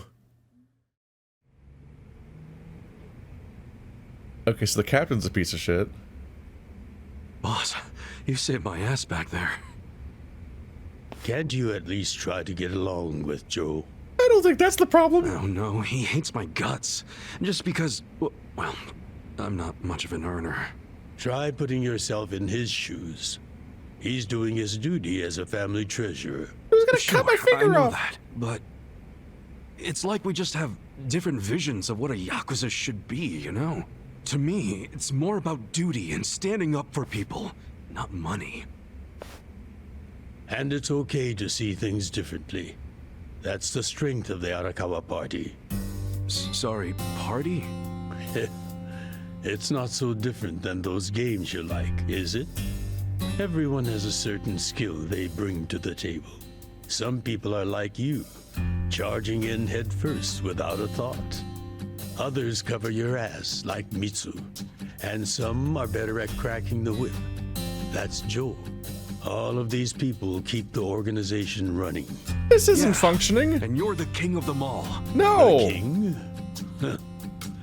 To me, all of you are more like sons than subjects. Well, your sons are Speaking mutilating each of, other. You looked after Masato today, right? Yes, sir. Sorry to keep asking you to help me with something so personal. How was he? Fine. That's good to hear. These days, he doesn't even answer my calls. I may be king of the Arakawa family, but to my other family, it's nothing but a title. Well, Ichiban, why don't we go get our last meal of the 20th century? Yeah, sure. We got his tragic backstory. 20th century. Sorry, I just caught up with what year it is. Got it. Okay, that's why he doesn't look like on the way he does on the cover. So he's really young here. It's 1999. God. So I was 9 years old back then. Because my age is really easy. Because I was born in 1990. So I turned 10 at the millennium. Okay, so... So we saw his fucked up childhood. But he seems to be framed like he's alright. Even though, like, it is, I can't really accept the tonal whiplash. Like, we're just a quirky family of diverse dudes that all have different approaches, and that's what makes this place work. I'm like, he was about to permanently mutilate me. We can't just ignore that. That's not, no. He was gonna cut my finger off. And then we're just gonna move past that a moment later. Like, that's not, something's deeply wrong with this. And also, it seems like everybody else might be kind of chill, and just the captain's fucked up. But that's the reminder, is like, with the, it was a little disorienting, but yeah, the person who kept being really mean to me on the phone, I'm sure was always the captain the whole time, because it seems like the head of the family is chill by comparison, but he's estranged from his son, and it's also like, this must be a really, really big family, or a very successful big deal thing, because that son's just flashing crazy amounts of cash left and right, like it's nothing, and yeah, so I guess we're seeing it from here too. It's like we're at the top of a big building, as far as families go. I just got really used to every Yakuza family that we play around being underdogs, and like the villains being big guys in particular. So, like, obviously at the beginning of the series, Kiryu was in bigger families because he is the Dojima family, but when he goes to like Okinawa and various other places, he always is like rubbing shoulders with yet another like underdog family of tiny people, and they have a quirky, kindly leader and so on. So when we had, it was me and my chucklefuck friend, and we're kind of dumb and quirky, and I think about things as video games, and we have a kindly leader with the sad scar and everything. I was like, I just was by default reference. I was defaulting to the idea that we were once again in a small family and not these other wild things. But yeah, no, he's the father of the son that we just dealt with all this time. We spent more time with him than the father so far, but that'll turn around. Yeah, okay, but something must go wrong, because I'm sure that we're going to get imprisoned or excommunicated from the family, or something else is probably going to happen. But something's going to justify a time skip, because these games pretty consistently take place in modern year, almost basically just they seem to basically just be implied to be keeping pace with like what year they came out in, basically, as being the year they take place in. So when you get told that it's currently 1999 New Year's Eve, you're like, oh, okay. We're gonna skip forward like 23 years or something. I forget exactly what year Like a Dragon came out originally. I almost at 25. I'm like, it's not 2025, not yet. Did you see that? I guess nobody cares about PDA on New Year's. That reminds me. You find yourself a girl yet? No, sir. I'm like a reverse chick magnet. Gay. Don't be so quick to throw in the towel. You throw in the towel at the end. You probably had girls all over you at my age. What? Actually, you put down a towel first. I won't abide such slander. No, You use the past tense. Going silver has only made me a bigger hit with the ladies.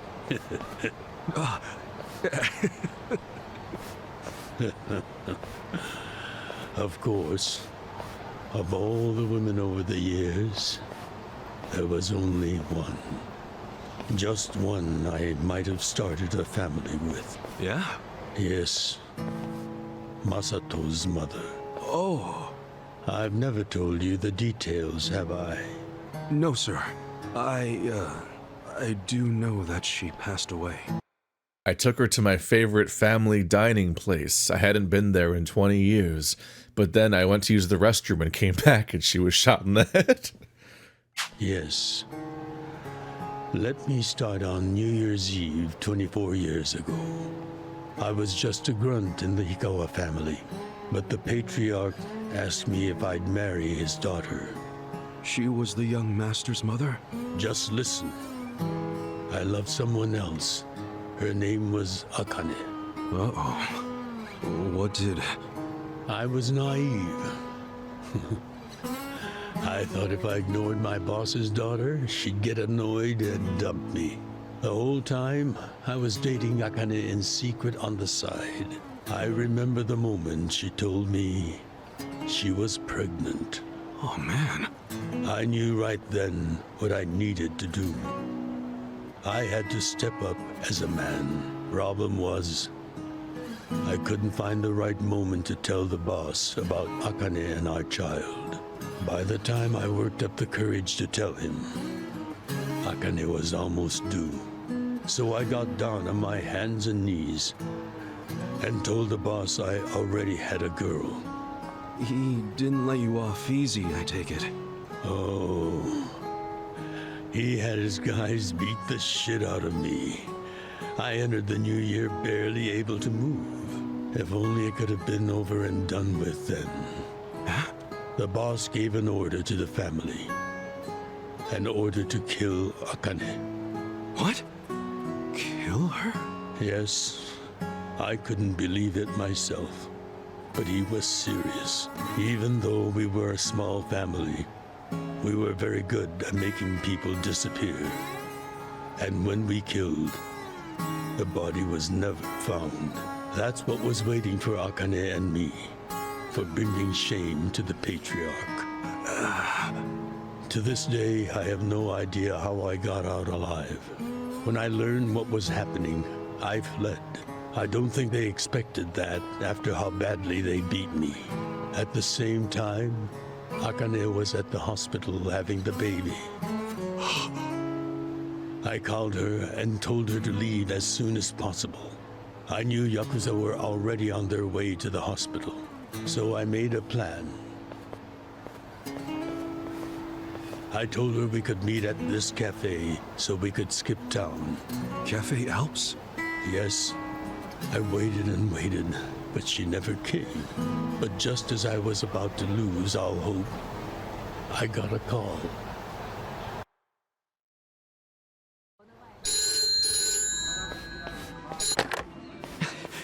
Akane? Hello? Where are you? I thought they caught you. Our baby is here. Huh? Our son. What? Yeah, I got away, but they're not far behind. I have to keep moving. Where are you? I'll come get you. Shinjuku Station. By the lockers. Okay, stay there. Try to blend into the crowd. They're here. What do I do? Akane, they're looking for a woman with a baby. Hide him in a locker and walk out. Keep a low profile. What, our baby in a locker? What are you saying? Don't worry. I'll come get him as soon as I can. Once you're in a safe place, call the manager at Cafe Alps. Tell him where you are. Now hurry! Put the baby in a locker!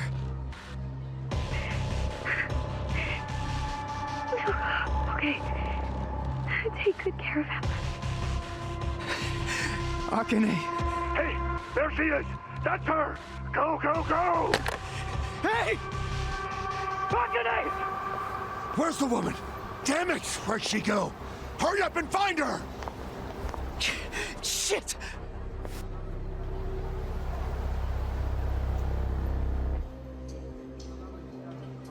The baby's not crying? I feel like there's like 100 reasons why you don't want to have a baby out in the world moments after they're born, but especially not in a locker or in any of these. This baby's in actual trouble right now. I was amused by them, like, and then I went to this specific cafe, and I'm like, Cafe Alps? Was that place was that place already exist 50 years ago? And then, as if to call me out, the camera pans over and it says established 1971. It's like, this cafe is like 3 years old in this scene. You can see it. You can see it says established in 1971. That's not very impressive when it's only a few years ago. It's like currently 1975 or something.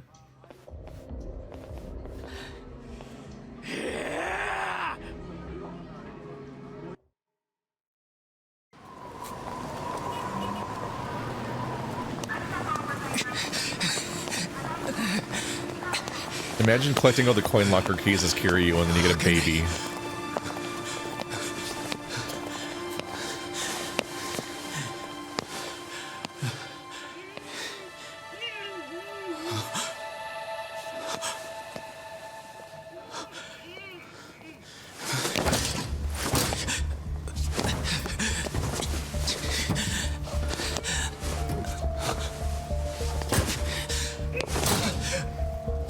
Probably the one that still has the key in it, right? No?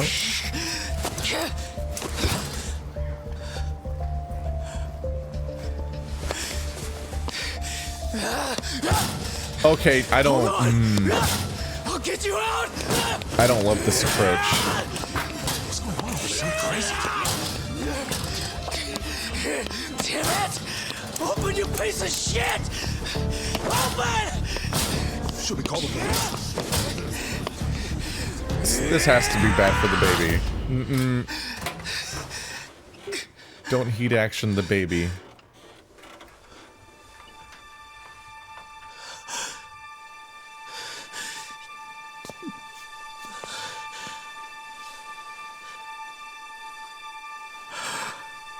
Is he alive? Did he suffocate?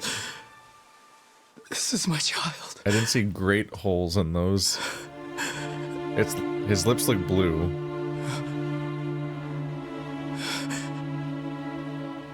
Hey, are you okay?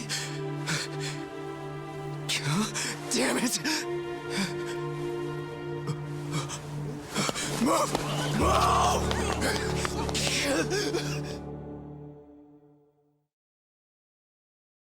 We need to talk to Yakuza about how they treat I babies. rescued our child and ran to a hospital. They threw in like a football last game. The doctor examined Masato and said he had multiple organ failure due to low body temperature. So that's why the young master is in a chair. Yes. It was that cold inside the locker. And apparently, if I had found him 5 minutes earlier, it could have prevented the complications. Boss, it wasn't your fault. It was literally your fault. I mean, you got there as soon as you could. It was your plan. I just want to apologize to you. You're burdened with Masato's care because of me. I don't think of it that call way, him sir. a burden. I never saw Akane again after that. She ran to a bar she knew, but the Hikawa family was already there. As I was taking Masato to the hospital, they were taking her away. They killed her.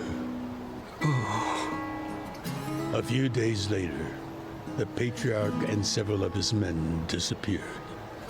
The Hikawa family had ceased to exist. Wait, did you? Oh, never mind. Forget it. Sorry for rambling on and on, but there's something I've always wanted to tell you, even if only by oath. I consider you a son as well. Oh, jeez, sir. That's... Well, enough gloomy talk. Let's eat, I'm starving. Me Your too. son would like to keep all of his fingers, by the way.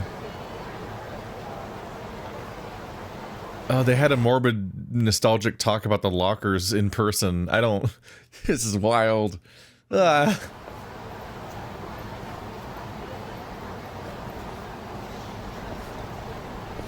Well, seeing as I'm the king and all, how about we feast on the king of Chinese food?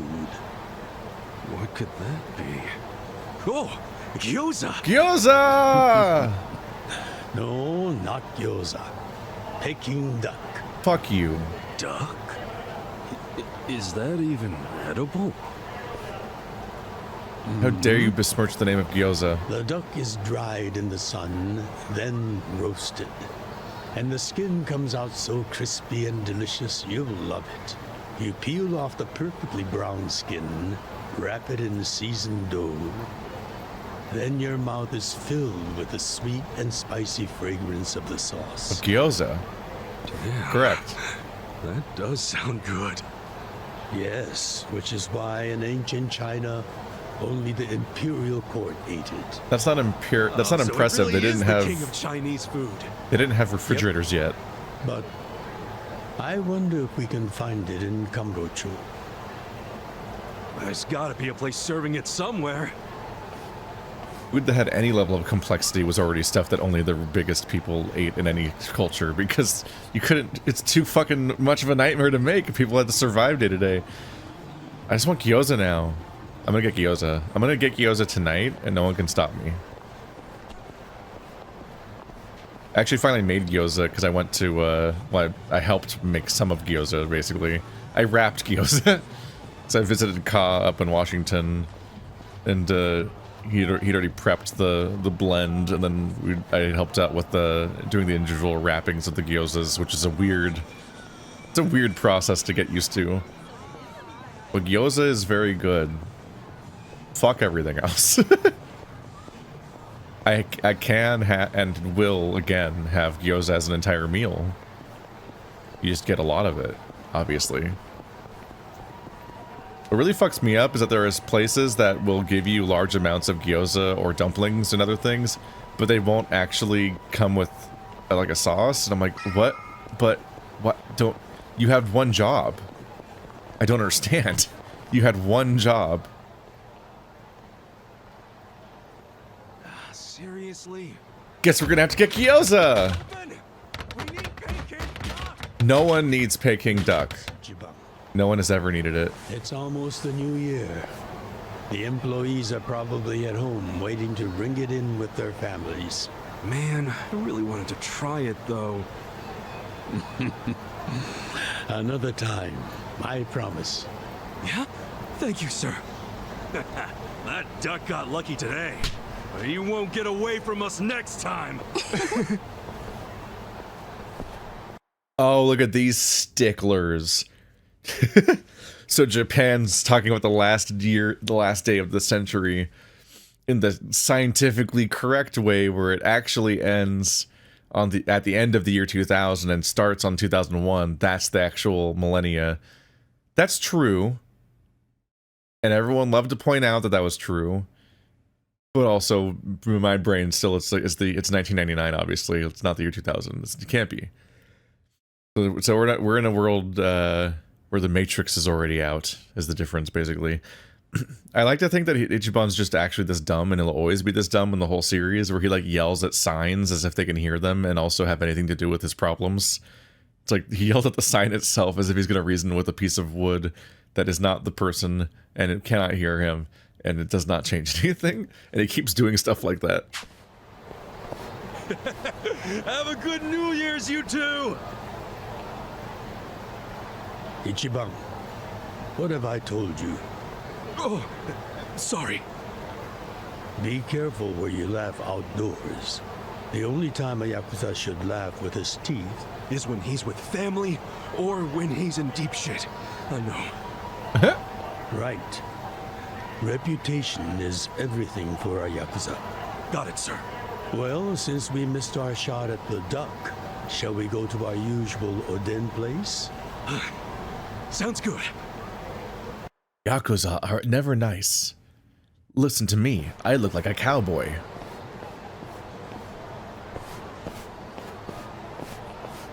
It's partly the hat and partly the scar and the jacket. What's wrong, Ichi?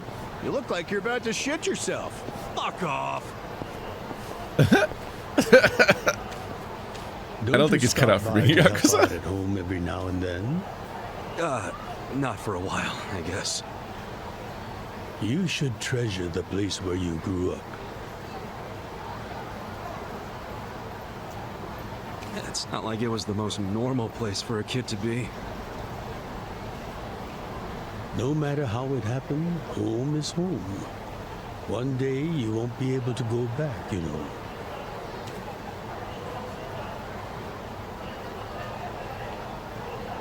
You think Ichiban's mad at Majima for blowing this place up? Ago, on January 1st, I came into this world screaming inside this sleazy soapland.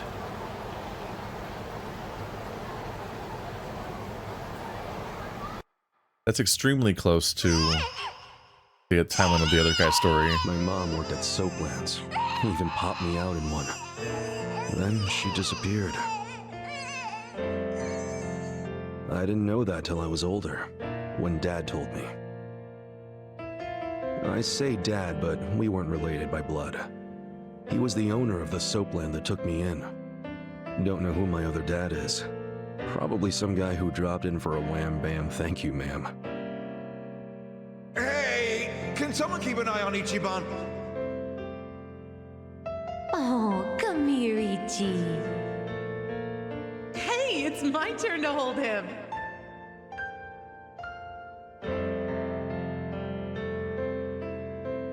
I was raised by this city's working class folks.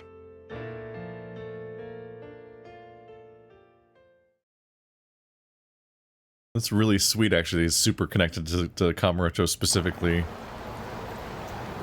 It does make me preemptively nervous about the fact that the next game's going to take place in Hawaii, supposedly, because I'm like, isn't this like the most interesting thing you're setting up about this character? So it'd be weird to leave Kamaroo narratively after that. According to society, all those people who raised me are scum. Well, I suppose that would make me scum too. All of them? Like the lady who just runs a shop? The cigarette store lady is scum, according to society? What? Never. You're everything I want to be. You're like a god.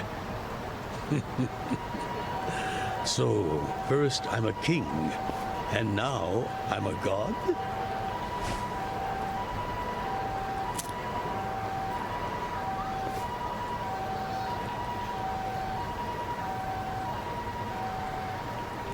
When I met you, I had just graduated middle school.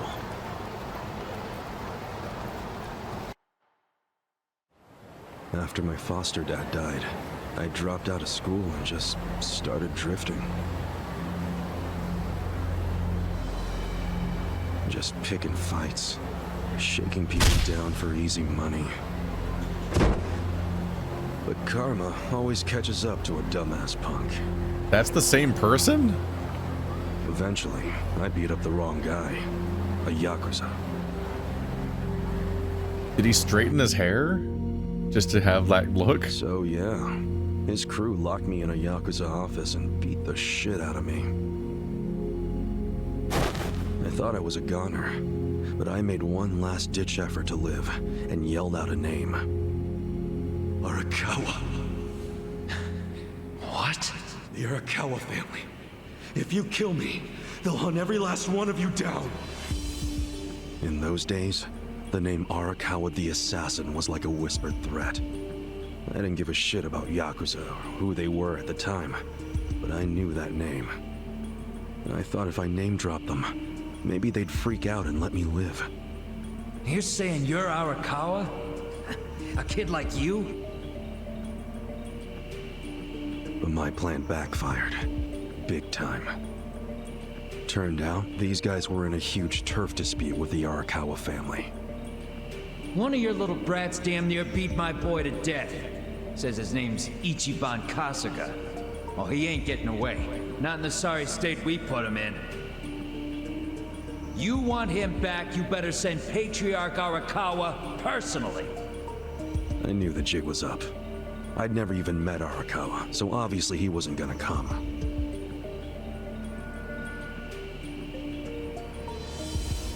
Maybe we ought to just kill him, Adachi.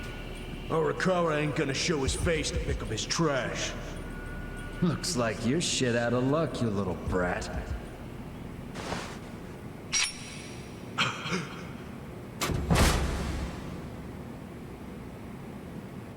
Sorry I'm late. You guys always go this hard on kids? Where's this brat of mine you say you've got?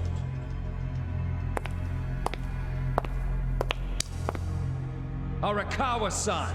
The little fuck damn near took our guy out! We can't just hand him back to you without some compensation! Somebody's gotta take responsibility! I see. Well, how about a finger I'll trade you my finger for him. Sound fair? I'll just borrow this.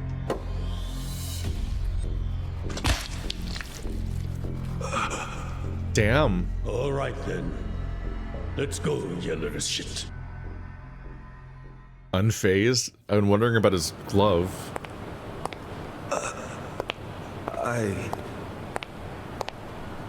What? You saved my life. Why? How can I think? Save your blubbering gratitude. That finger wasn't for you. I'm a Yakuza. For us, reputation is everything. My face, my name, they mean something. What do you think it would have meant if I'd begged them to return you? The whole Arakawa family would have paid for it. If a Yakuza shows weakness, he's done. I did the only thing that would preserve my family's cred. Not the only thing. You could have just said you didn't know me. Why not do that? Why not, indeed? Maybe I wanted to make an impression on a kid who knew my name. And at that moment, I saw my life's path ahead of me.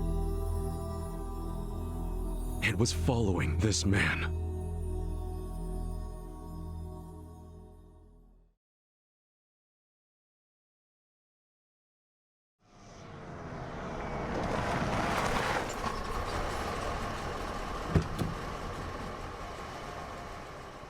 Welcome back, Patriarch Arakawa! Back the fuck up!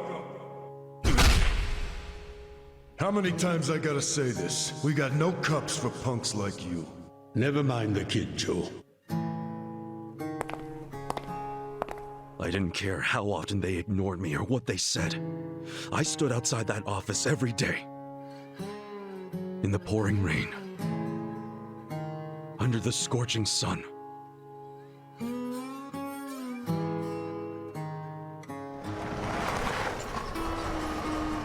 Welcome back, Patriarch Arakawa!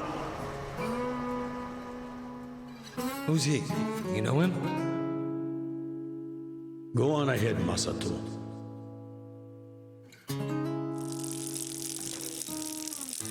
Kid, the Yakuza isn't something to aspire to. Haven't your parents explained that to you? I don't have parents, sir! I had a foster dad, but he's dead now!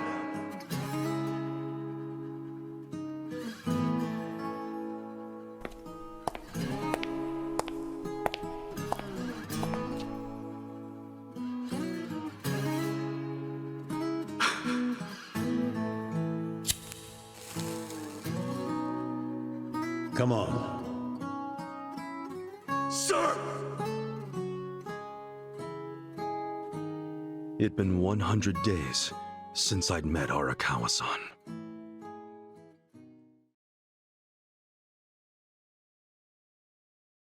Him lighting a cigarette wasn't just it wasn't just a random sign of respect or an expectation necessarily within the Yakuza.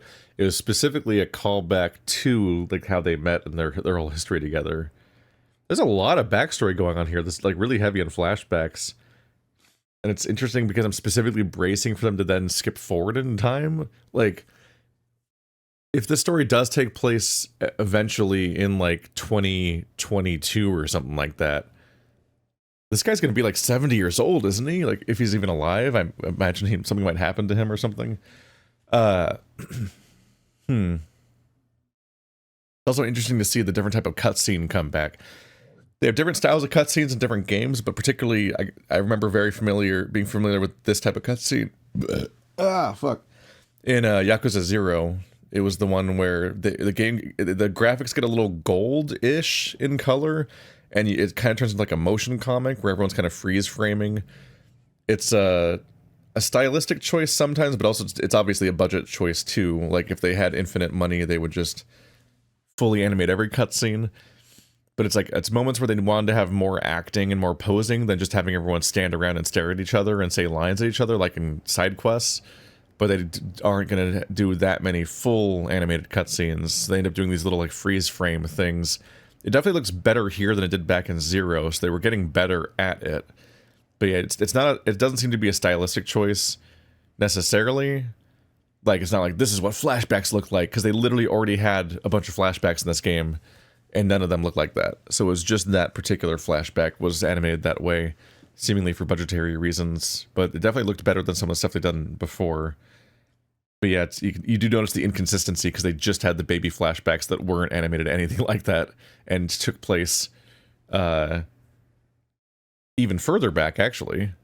So it would have even more due for the faded memory of stilted images and sepia tones. Man, that Oden is always so freaking good.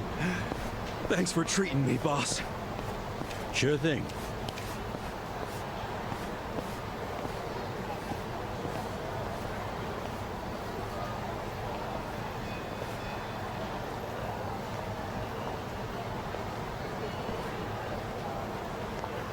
Hey, it's almost time for the countdown. Hey, stop it!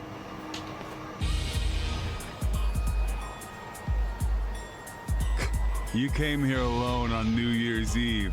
That means you're looking for one thing. Leave me alone! Quit acting like you're too good for us. Let's have some fun. Sometimes it's the scum of society that has to do the cleaning up. Hey! A new century's about to start, and I know you don't want to spend the first week lying in a hospital bed. Get out of here before an old man has to crack some skulls. The hell you say? Keep out of this. Who the fuck are you? Tojo clan, Arakawa family. Now get your drunk asses away from the lady here. Time to go home and listen to the New Year's bells like good boys.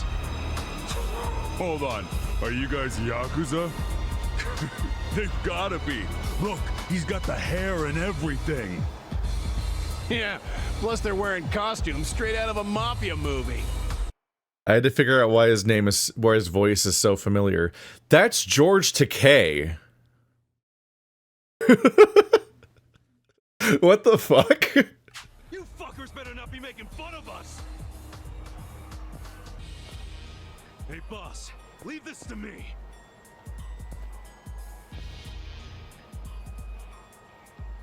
It's been a few years since I saw you fight. Hopefully you're stronger now. Just wait till you see what I can do. Okay, battle is on. That's absolutely wild voice acting choices, akin to like how Mark Hamill was in the original game. They got George Takei for the optional English dub of Yakuza 7 Like a Dragon. What? Okay. You could just politely explode. Ow. That's not good.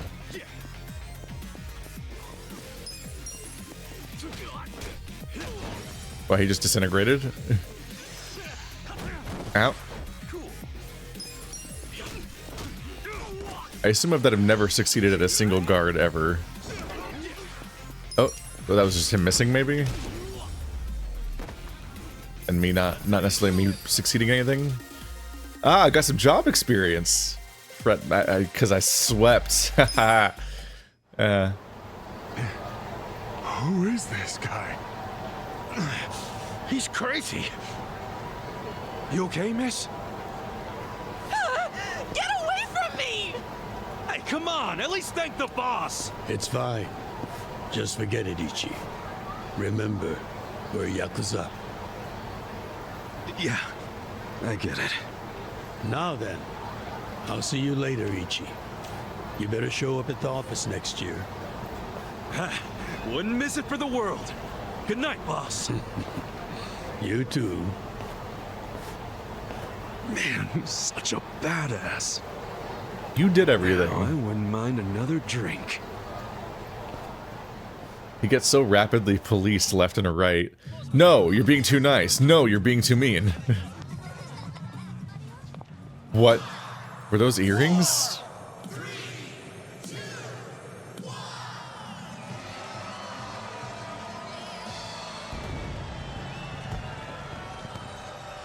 I'm 10 years old right now. I have terrible taste in everything. Good thing I've changed so much since then. Super beer.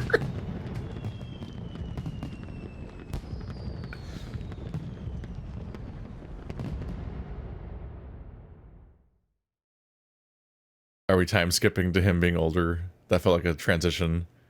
Sir, you have to wake up. No. Wake up now. Oh shit. Fell asleep. It's dangerous to fall asleep outdoors, you know. Can I see identification? Identification? Yes, like your license.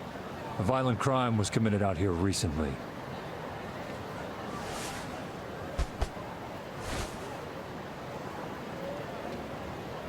Shit. My wallet's gone. You see why you shouldn't sleep out here? You need to file a stolen item report now? I'm busy, so you'll have to go down to the station. Guess he's scot-free on not having to show identification. First of all, Happy New Year. Sorry to call you first thing in the morning, Ichi. No problem. I'm up and ready to seize the day. The cop is just like, whatever. I was just waking you up and asking for identification, and I didn't get it. But instead of doing anything, and you're just gonna ignore me with a phone call, so I guess I'm just gonna awkwardly walk away. Can you come by the office? Sure thing. You want to go out for the first shrine visit of the year? No. Just come to the office. Try to be inconspicuous. Well, that's bad. Okay. You got it. You have a normal suit, Ichi.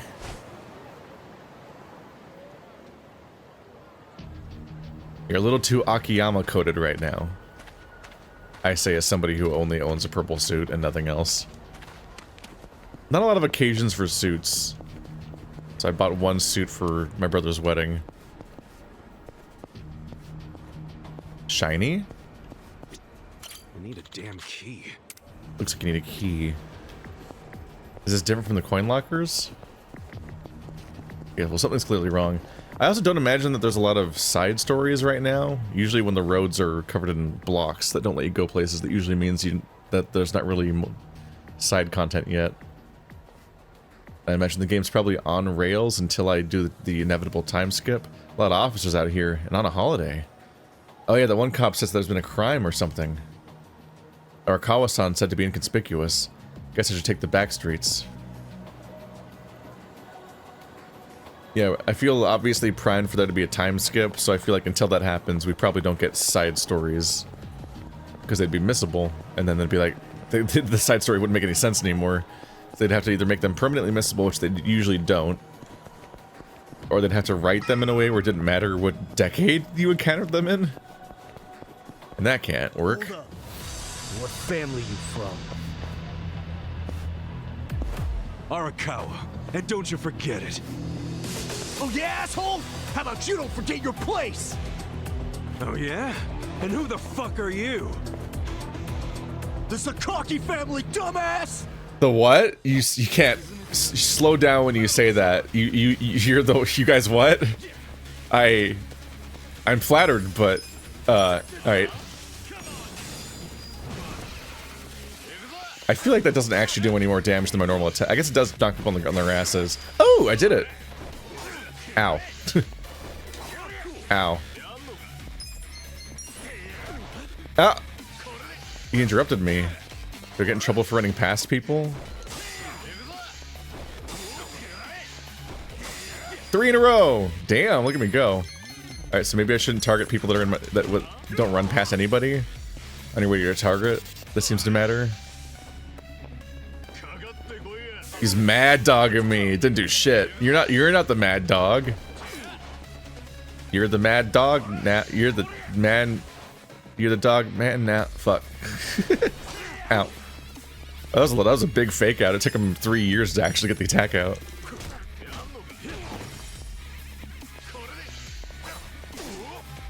Hey, y'all are not the mad dog. You can't trick me. He just hit him, Steven! You fool! You fool! Oh, and I think I got environmental damage against the wall. Seems like the game has like a playful relationship with like hitting things in the environment and getting kind of sloppy and scrappy. Anyway, that's a little random and a little maybe not necessarily unfair, but it's like not coordinated and planned necessarily. Everyone's like interacting with the physical environment. So we get random encounters, but we don't like teleport to some random location in a different dimension, where in the turn-based combat dimension that JRPGs tend to exist in. Instead, we're in the actual streets of Kamaroo interacting with the environment, and that all still matters. That's kind of interesting. It feels like it's more accurate to the spirit of the games, because that's how the combat works in normal. You're gonna regret this! What the hell was that about? Probably nothing. We've always got some kind of beef with the Sakaki going on. Oh shit, that took a while. Gotta head into the office.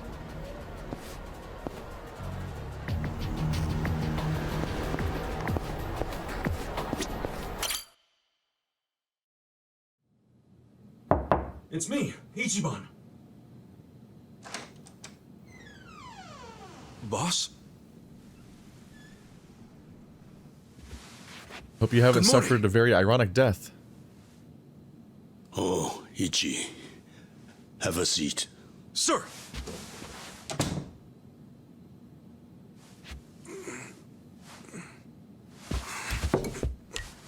Stop. Just sit down. Sure.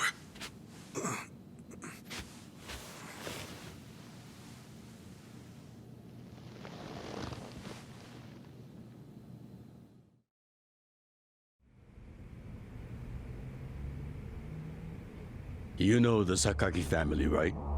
You mean the family we've been fighting with?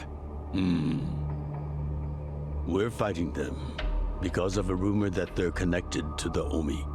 But aren't the Omi all the way out in Kansai? Yes. They control the entire region. They're much bigger than most people realize.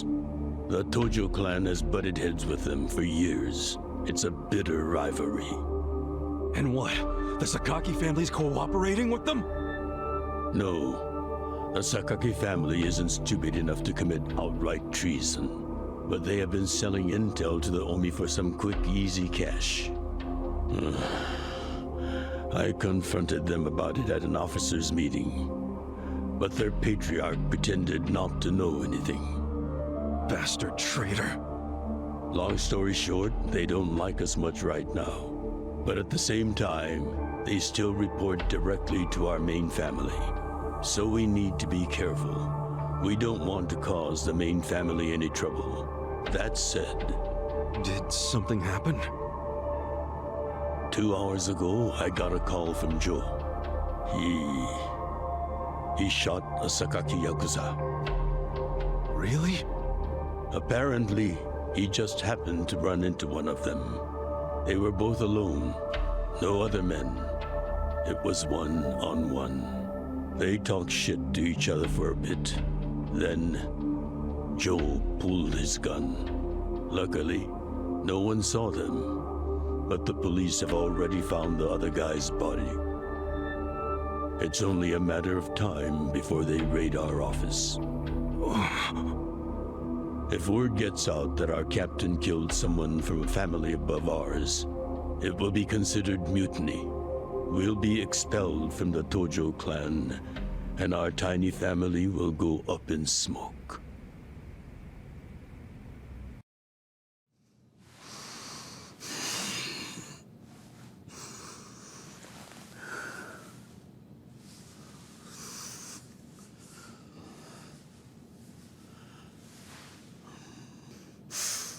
You see why I can't let Joe get arrested for this.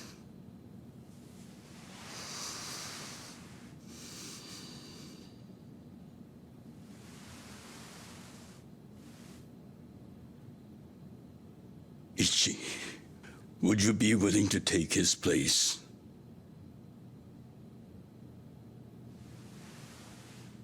you serious, boss? I mean, I've been waiting for a shot like this. No. This is my chance to finally repay my debt to you. After everything you've done for me. Let him lock me up for 10 or even 20 years. I'd be happy to do it for you. Ichi.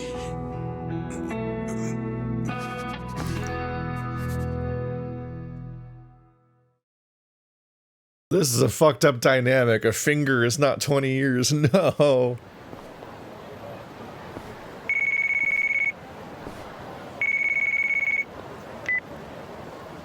Happy birthday, Aniki. Hey, Mitsu. Thanks. Good job surviving another year. We made it to a new century. Oh, yeah. Guess so. Damn, you sound pretty bored for a birthday boy. What's up with you? Hey, you going to your first shrine visit of the year? How about we do Kamaroo again? You do it, and have a good time. I'm not going. Are you and the son... Do you both have birthdays on New Year's? That's a weird coincidence. Yeah, and like, obviously on some level, like, he got his life saved by him and so on. He probably feels like he owes him a lot for that. I don't know how much he's done for him since, beyond just bringing him into the family, which, like...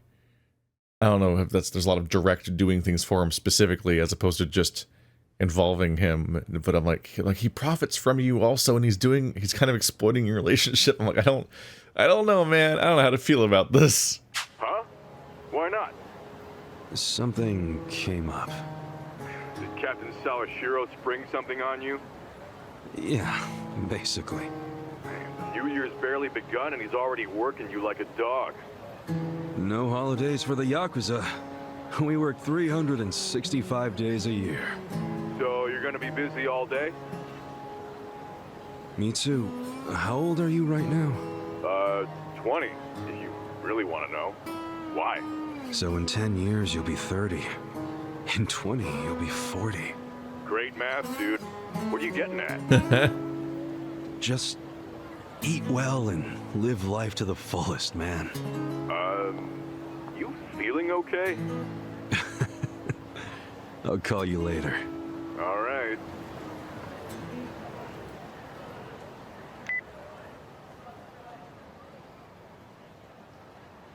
For my last meal, let's go with a beef bowl. Not bad. Gyudon. I've only had a few chances to have this meal, actually, because it's not actually on the menu most of the time. Not the way that I mean, with like the thin sheets of beef over rice with like the ginger and everything, like that particular like setup.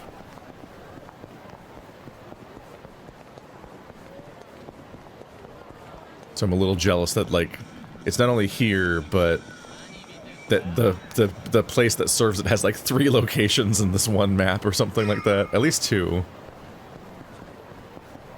Yep, there it is. With the onions and the beef.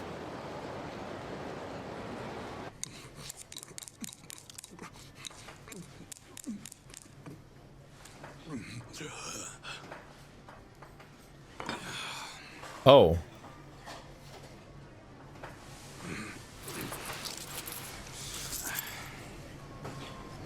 Might be my last meal as a free man for a while. Screw it. Yo, hit me with one more! Huh? Sure. Coming right up. Another beef bowl! Coins went really far back then, me huh? to say this, Ichi, but you've been banished from the family effective last month. What? I'm banished?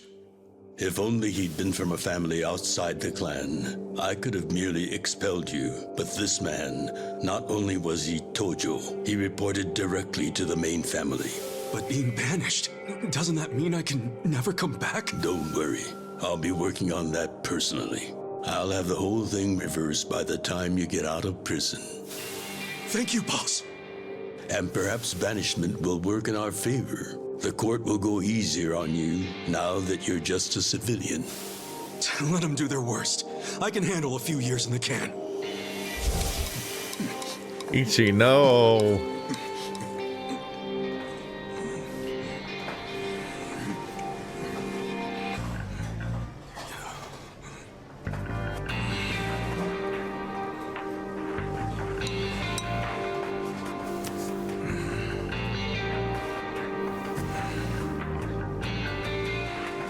You gotta savor every last moment, don't you? While eating a beef bowl? For sure. Enough stalling. I feel like for last meal status, I might have ordered more than one type of thing. Just order one thing like 5 times. No, out of cigarettes. The symbolism.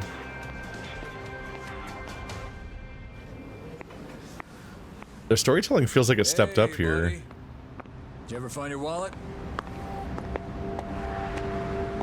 Well, if not, you might as well file a theft report inside.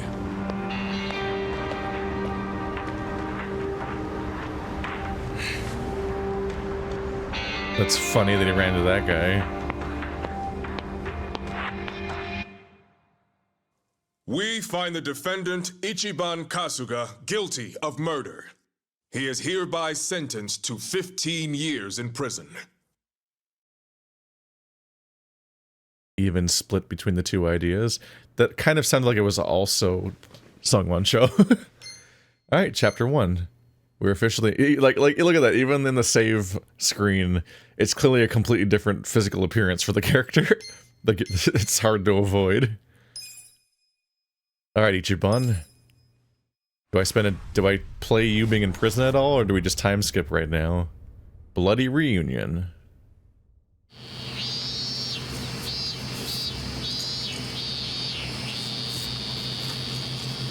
How old was he? He's got to be like 40 now?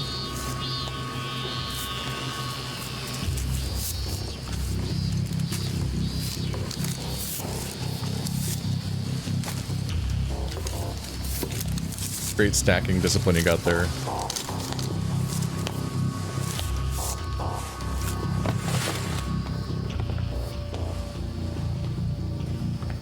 Hey, you missed a box. So, you're gonna... Sir, I've completed my quota for the day. May I take a bathroom break?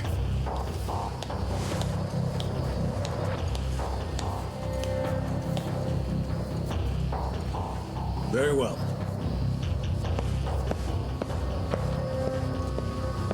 Am I about to have a bathroom fight?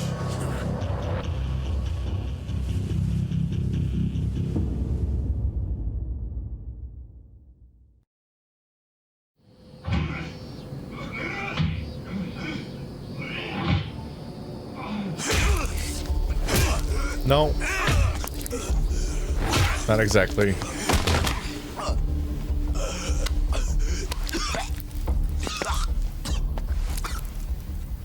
So, word in the yard is you used to be Tojo Clan.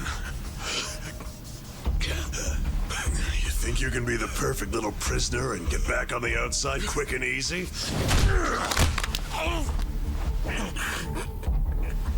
Idiot, you're a murderer. You could act like a goddamn angel in here, but you won't be getting parole for at least 10 years. So I'd say it's in your best interest to get along with us. Not much to say, huh? Hey, what family were you in? That's a simple enough question to answer. Right? The Arakawa family. Arakawa? You mean that little after-school club of a family? Oh man, this is such a letdown. Here I was thinking we had a real gangster in the house. What did you just say? I said your family's a bunch of small-time punks. Your patriarch may have been Arakawa the assassin once, but that was a long time ago. I heard he's gone fucking soft now.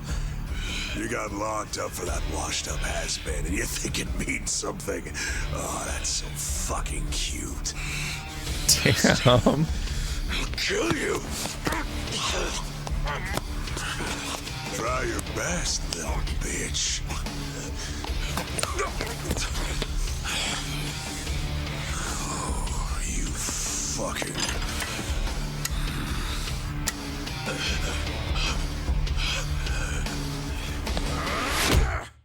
He looked a lot like Kiryu in that moment.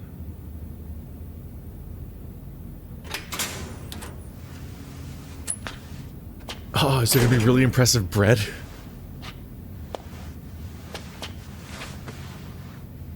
It's bread.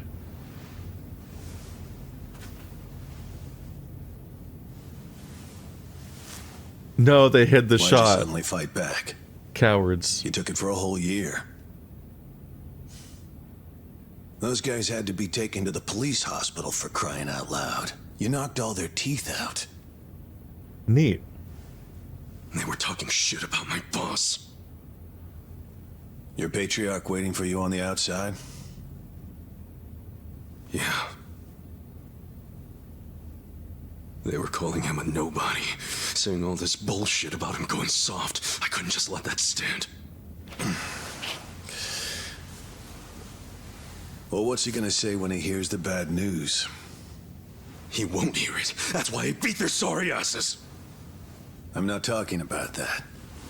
I'm talking about your sentence getting extended. Oh, there's the bread. I think they reused the same I don't animation. understand why anybody commits murder in the first place. But if there really is someone out there waiting for you, you should behave yourself. When someone believes in you, try not to disappoint them.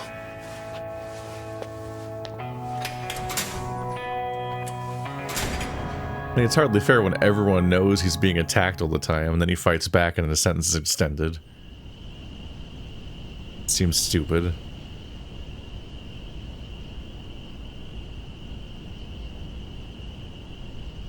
I'm catching up with the fact that they actually lip-synced everything in English. They did a separate lip-sync for English and Japanese. Number 1119. Letter for you. I realize I'm like, they're not matching the lips with their voice acting. The voice acting is just action. The lips are actually just synced. Important. It's from Arakawa-san.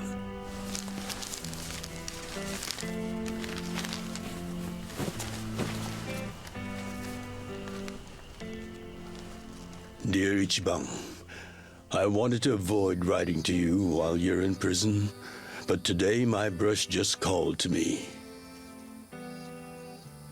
If your sentence hadn't been extended, I would be planning your big welcome back party right now. I can't tell you how sad I am that I can't do that. The days have been so lonely without you.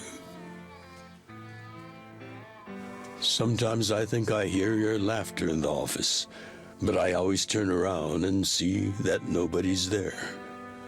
Only a parent knows how truly empty a home can feel. Parents are nothing without their children.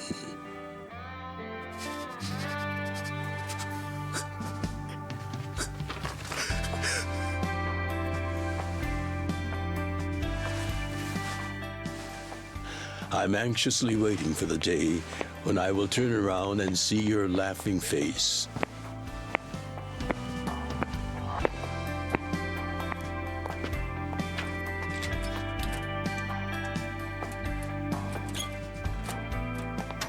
P.S.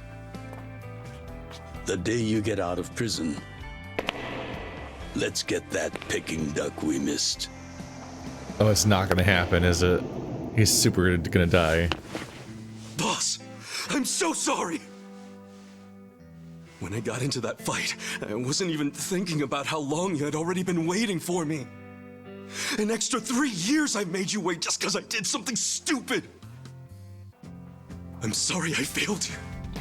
I held you up for so long, but I'm out now. I'm finally back! No one's here.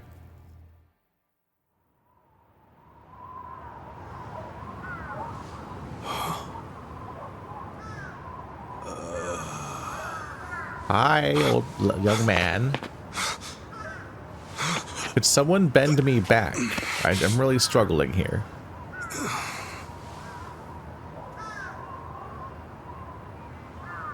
How is his hair long? I don't know the rules. Do you not have to shave your head in prison? Did you not know they've gotten more strict about enforcing the anti-Yakuza laws? It shouldn't surprise you that bosses aren't pulling up in fancy cars at prisons anymore. In the letter, he said he'd come for me. Not gonna happen. Just too dangerous these days. Yeah. Thanks for everything.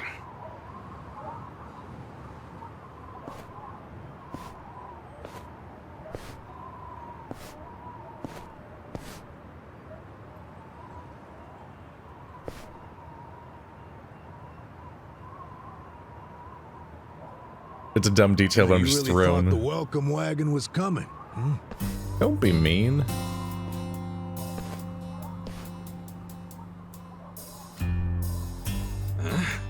Of course, you being in the slammer for 18 years, only natural you'd be a bit mixed up.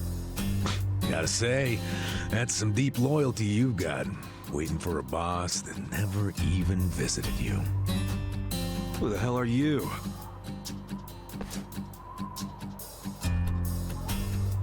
Kanagawa Police. A detective? Used to be. Now I'm just a washed-up DMV grunt 1 year shy of retirement. What's a guy from the slowest department ever doing here?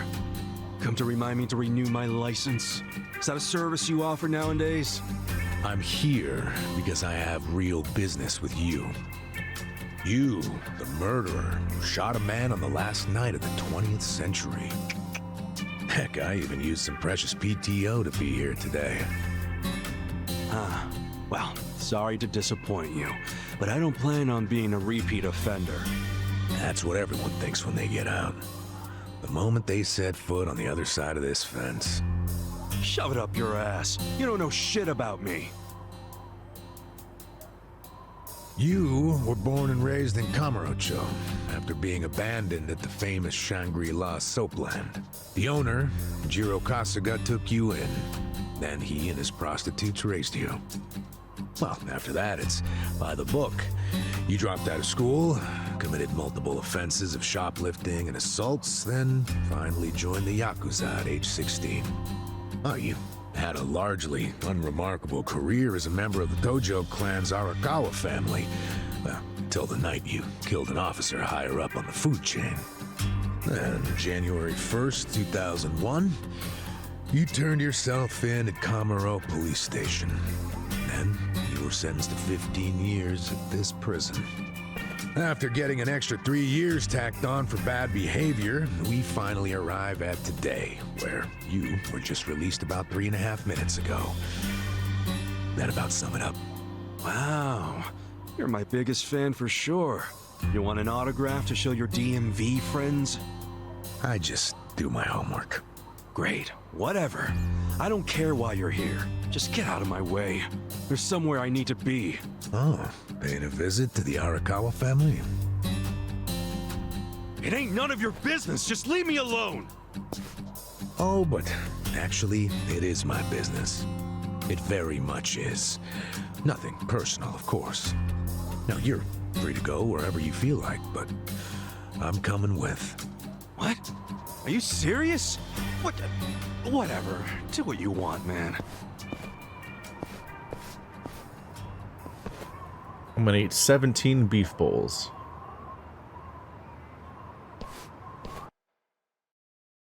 Till I shit myself again. Yeah, I just don't know the rules for the haircuts, because like everyone in prison in these games always has no hair. I don't want to insult you, but... What did you do to my hair? I tried. It's just when you asked for a punch perm, I had to look it up. The truth is, I've never done one before. How am I supposed to face the boss with a rat's nest on my head? Cut it back off.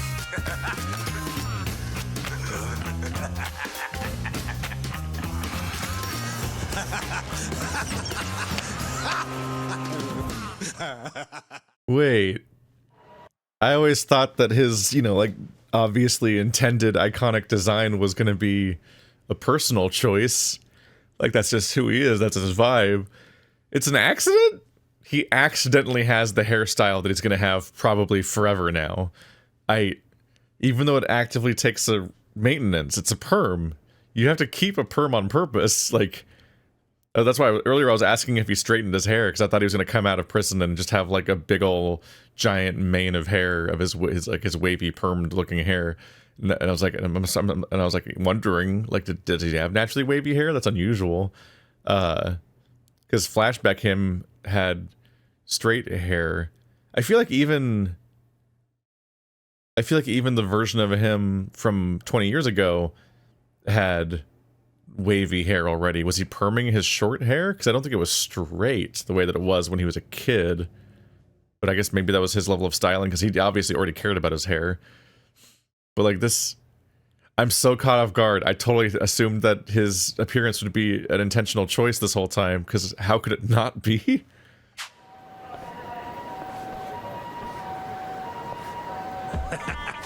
What kind of look are you going for, man?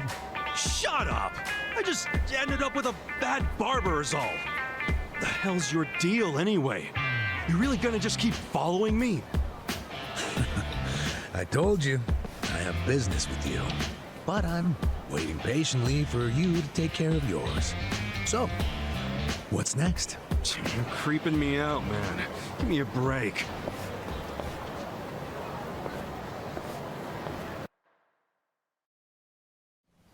This is a weird tactic, following somebody so obviously. I wondered where you were going. Shikao Suzumori's grave, huh? Hold on. Isn't he the guy that was killed 18 years ago? Yeah, that's right. Okay. So, who killed him? You're looking at him. Get real. You think I'm joking? Let me ask you this then. Why'd you kill him? I've been banished from the Arakawa family, and I was so mad, I just did it. You killed someone just because you were pissed off. What are you, a schoolboy with daddy's gun? Nah, you ain't that immature. Now, if I were you, I wouldn't be visiting the guy's grave. Why do you even give a shit, huh? I know that 18 years ago, Suzumori was shot and killed. But not by you. And yet, you turned yourself in to save your family. I mean, everyone knew you didn't do it. The director of criminal affairs, the judge, jurors. Come on, Kasuga. You served your time. Why are you still lying? Who really killed him? Me. I did it. Bro, you had like 20 years to get your story straight. You're a real piece of work. Well, you're a big pain in my ass. When are you gonna drop the act? My act? The detective shtick. Why are you following me around? There's no way an old fart one breath away from retirement suddenly decides to babysit an ex-con. Who are you really? What the hell's your angle here, man? My angle? Well?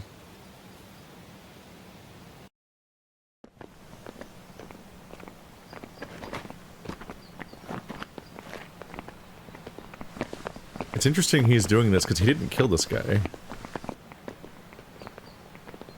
I don't know if he probably never met him.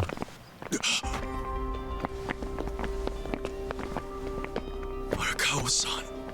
That's Arakawa.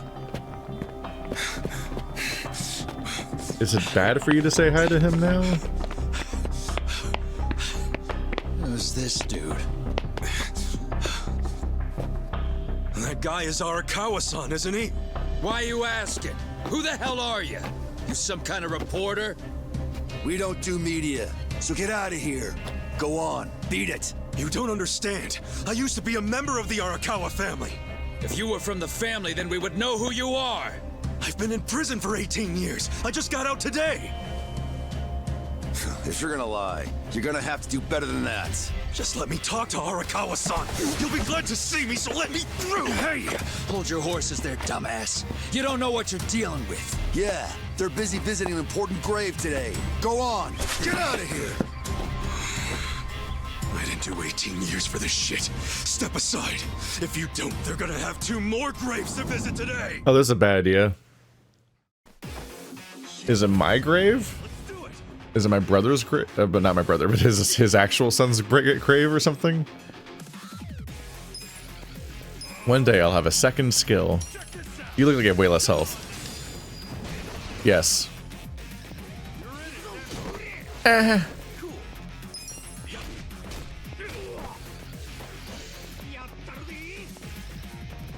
Oh no, an inappropriate gesture. I hate to break it to you, buddy, but if Arakawa knew... If Arakawa was gonna act normal about this, he would have reacted by now, because he's clearly noticing this. I thought he was specifically trying to hide his connection to Arakawa, or like not go back to him because this guy's following him. But then again, I think this guy never thinks.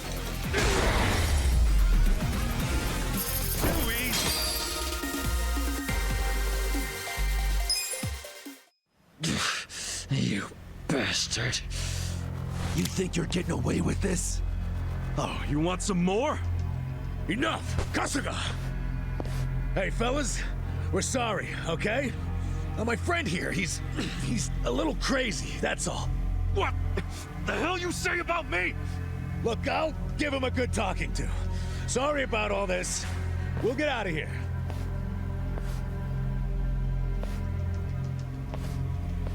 Let go of me, damn it! Don't you get it? That's my boss!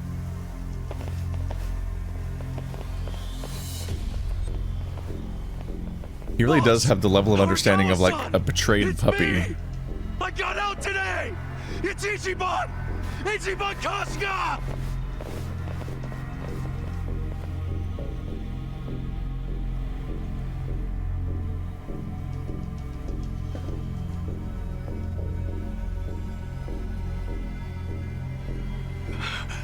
Why didn't he recognize me? You were gone for 18 years. Isn't it possible he forgot who you were? No way! He didn't forget me! I mean, shit! He sent me a letter in prison! I'm sure he just didn't hear me. He's older, you know? His ears are starting to go, and his eyes, too. Well, he definitely heard you. Pretty sure your eyes met, too. No, he didn't! I understand. It's a hard thing to accept, Kasuga. But take a hint. Best case scenario, he simply forgot about you. If he does actually remember you, then clearly he doesn't want to talk to you. This poor boy is so dumb. There's just no way! I know the problem. What now? Think. Why would he be here? Visiting a grave, probably. Exactly. Visiting Suzumori's grave. And I bet if he saw me standing right next to it, he'd recognize me on the spot.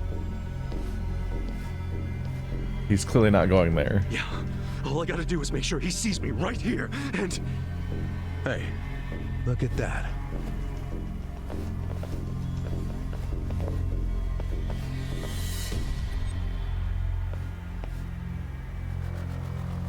He's, definitely visiting a different grave.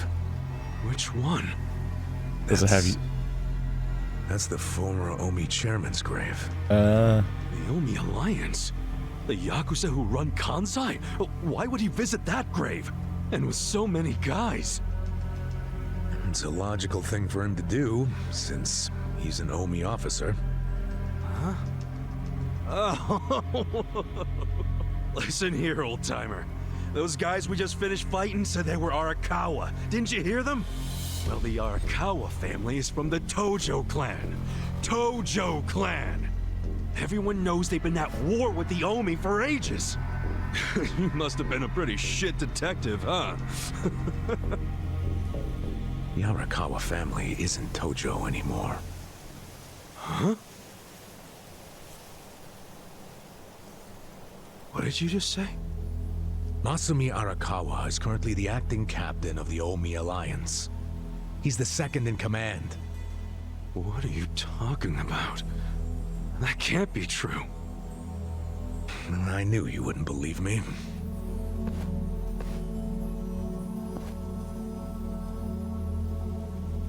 But think about it.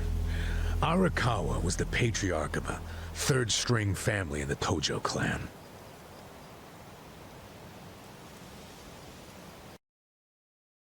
Not the greatest position, but the tides changed for him 2 years ago.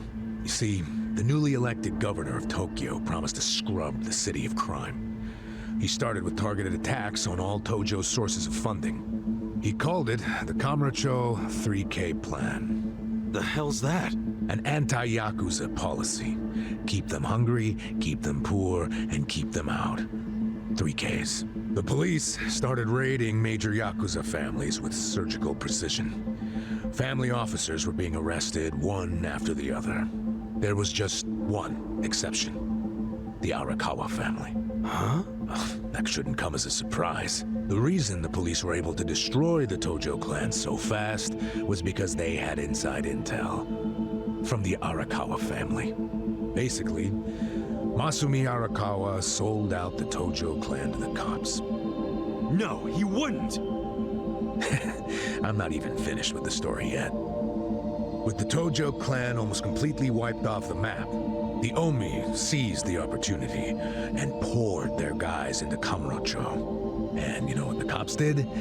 They looked the other way. Arakawa must have slipped them a little something under the table. Like what? I'm talking about a bribe, dumbass. Arakawa slipped the police some cash so they would ignore the Omi Alliance's expansion. And that's how they took control of Kamaroo without spilling a single drop of blood. To pay back the favor, they welcomed Masumi Arakawa into their organization as the acting captain. Meanwhile, in the eyes of the Tojo clan, Arakawa had committed high treason. So what little of the Tojo remains will occasionally attack the Omi, but it's pitiful. I'm sorry to tell you all this, but you had to find out sooner or later. Don't let it get you down. It had nothing to do with you. You okay? You feeling all right? Nothing is fucking all right! Yeah, didn't think so. Arakawa-san defecting to the Omi? The Tojo clan is gone? You know what? You're a fucking terrible liar! So you don't believe me? No way in hell it went down like that! Arakawa-san was like the walking image of duty and honor! You saw him! He was visiting an Omi grave. Think about that. That wasn't Arakawa-san! I haven't seen the guy for 18 years, so how am I supposed to recognize him? Now that I think about it, that guy wasn't even wearing clothes that Arakawa-san would wear! He was wearing the exact same clothes. You do recall the men you fought identified themselves as Arakawa, yeah? We must have misheard him! Where are you taking me anyway? This isn't the way to Kamaroo! We're going to Yokohama. What? No, I need to get to Kamaroo! I told you, there's nothing for you there. But come with me to Yokohama. As I've said, the two of us have business to attend to. Enough mystery! What business? An investigation. You are gonna help me with it. Oh, fuck off! Why should I help you with anything, huh? Oh, I'm sorry. Did you think you had a choice in the matter? Soon we'll be in Kanagawa Prefecture, my jurisdiction. Now calm down, and let's have some peace and quiet, hmm? You know what? Stop the car right now, or else I'll fuck you up! Hey, Kasuga. If you won't come the easy way, I can make up a reason to do it the hard way. You want that? Oh, now the threats are starting, huh? Well, at least they make you seem like a real cop. Oh, is that right? Yeah, like any dirty cop, you're coming up with some bullshit story to trick me. So what is it you want? For me to do some of your dirty work? I can see right through you, fucker. What family in Yokohama are you from? Wow. I showed you my badge, remember? But I guess there's no cure for stupid. Ha! You think I'm gonna fall for that bullshit? Hey, what do you think you're doing, you idiot? Well, that'll make him stop the car.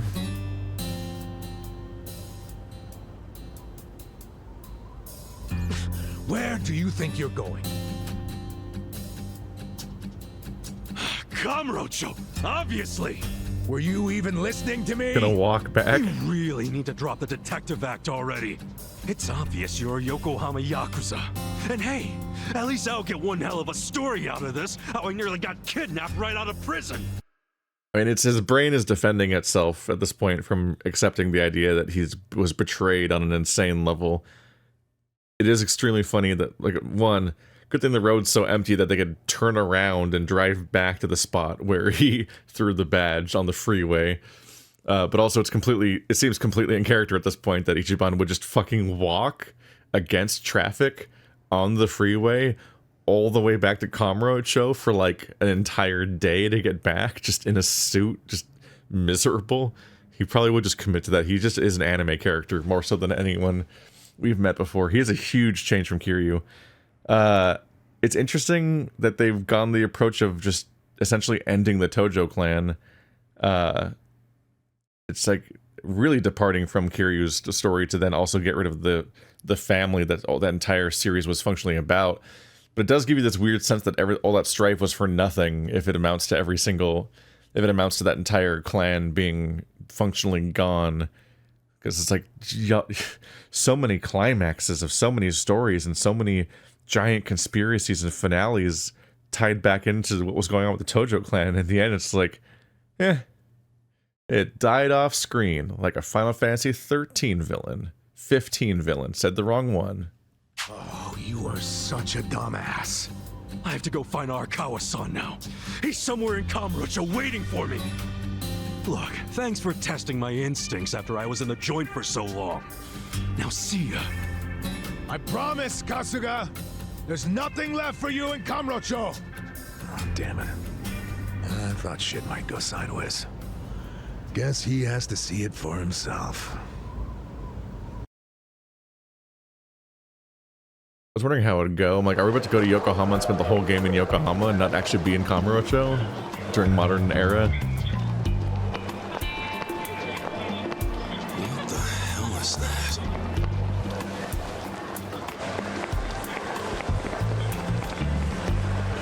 I'm surprised he didn't say he just didn't recognize me because my hair is crazy. Is that a cigarette? If I get my old haircut, they'll be fine. Oh, he's seeing smartphones and e-cigarettes. A normal person would just be like, yeah, no, it's fine. It's just, wow, stuff changed. But he's like, oh, I can't. My doggy brain can't comprehend anything. I don't understand. I can't do it. It's really Kamaroo, but everything's so different now. First things first, I need to stop by the office. It would be funny to compare this street before and after the time skip to see how different it actually is or isn't. Because I feel like it's probably not that different. But it's just mixed in, like, the smartphones and stuff. And he's like, this is too much. I can't process this. Hey, look how confident he is in that goofy little icon in the corner. What do you mean his haircut is by accident? How did he do this by accident? How does he still have this haircut in the sequel? He must have, like, decided he loves it, I guess. Now that he's adapting to an entire, like, post-Yakuza life, presumably. Because I don't think he's gonna ever get his way back in. They're pretty dedicated to having every character in these games be, like, ex-Yakuza. So they spend, like, 3 seconds in the Yakuza. Except Majima technically is playable in some more games while he's still Yakuza. I don't know if he's Yakuza in the pirate one.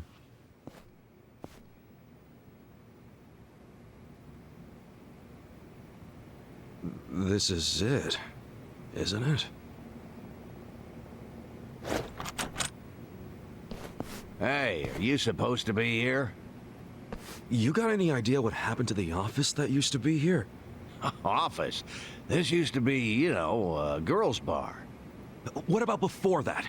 There was an office here. No, before the bar it was a computer store. Before that it was a maid cafe, and before that, a Filipino bar, I think. But 18 years ago, a family had their office here. The Arakawa family? Don't you know what I'm talking about? A family? Not a family, a Yakuza office, okay? Anyway, I know it was here. That's too far back even for my old bones.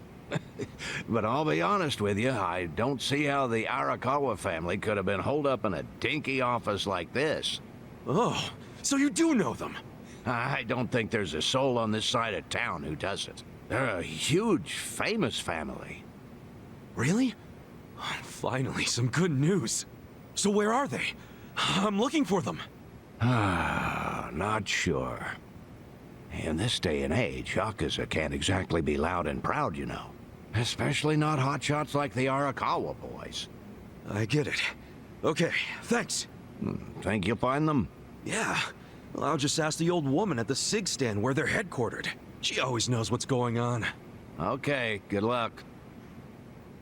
Oh, I have a bad news about old women in 18 years passing. Oh, this poor boy is gonna not be able to find anyone he's connected to. He's completely unmoored from his entire life when he was specifically so interconnected with this setting and the people that live here. I'm trying to reconcile the idea that it was supposed to be a rinky-dink shitty office, but he was extremely rich, and how those make sense.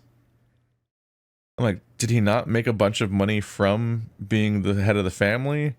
Or are people still rich when they're from the head of a rinky-dink family? Because his son was just flashing insane amounts of cash around.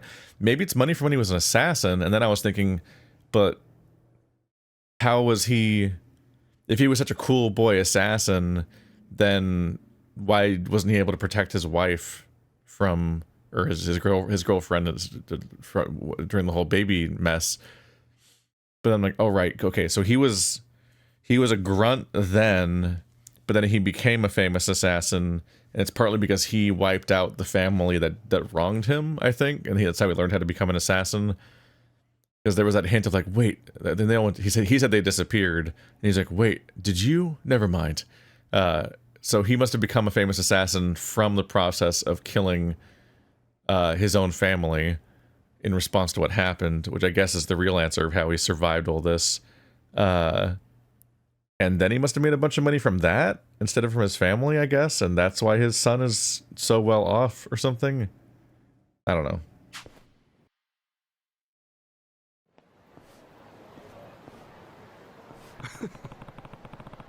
The fact that this game had a janitor made it sound like the Arakawa family might have finally made it big. Can't wait to see them now. But the problem is, where'd they go? Couldn't hurt to ask the old lady at the cigarette shop, I guess. Oh, she's not... You're not gonna be able to find anyone you previously knew anywhere, are you? That's sad. It's funny that this game has loading screen tips, but I'm playing on PC, so we're never gonna be able to read a single one of those screens. Having it so briefly flash like that. So it looks like George Takei's character is going to be around for a lot longer than I thought. I kind of thought he would die in the prologue. Where's the old woman? Oh, you mean the previous owner? She moved back to the countryside a long time ago. Probably taking it easy in an old folks home by now. Oh, I see. Hey, do you know where the Arakawa family office is? If you're not making a purchase, I should help the customer behind you. I just want to know where the Arakawa office is. Hey, some of us got places to be. Give me the usual. Yes, here you are. 500 yen, please. Just put it on my tab. Wow. People sure have gotten rude since I was gone. How pathetic. You say something? Where'd you learn your manners, huh? Mom raised you in a barn? Jeez, and you're walking around town wearing a Tojo badge? Oh, wait, it's Omi Alliance. So, you're in the know. What family you from? Me? I'm Arakawa. Oh, nice to meet you, brother. Sorry I didn't know you. I'm new. Like hell you are. You're lying, out here with the Omi symbols, faking like you're Arakawa.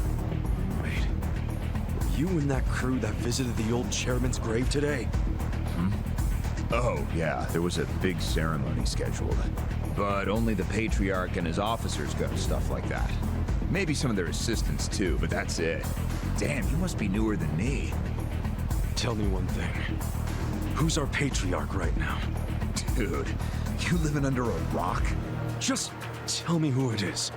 It's acting captain of the Omi Alliance, Masumi Arakawa, obviously. Man, you forgot the name of your patriarch? Get your shit together. Hey, you don't order me to do anything. I'm not Omi. Oh, but you just said you were in the Arakawa family. Damn right. And that family is part of the Tojo clan. Tojo clan? You sleep-talking, dude? Do I look fucking asleep? No, you don't. You must be one of those Tojo pests still crawling around. We've got permission from HQ to exterminate them on sight. You Omi are the ones who invaded. This city is Tojo turf. Not anymore. And you Tojo roaches need to die already. Uh-oh. This guy's like, can you please get away from my business before I get shot or something? I don't want to play this game anymore. It's only 500 yen. You can have it. Ow, shit. Ooh, weapon. And a familiar animation we've used before for the traffic cones.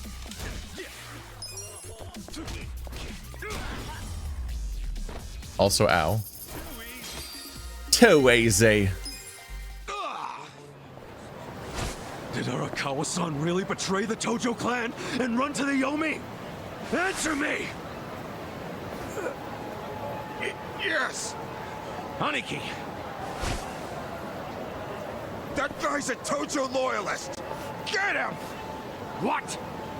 Get back here!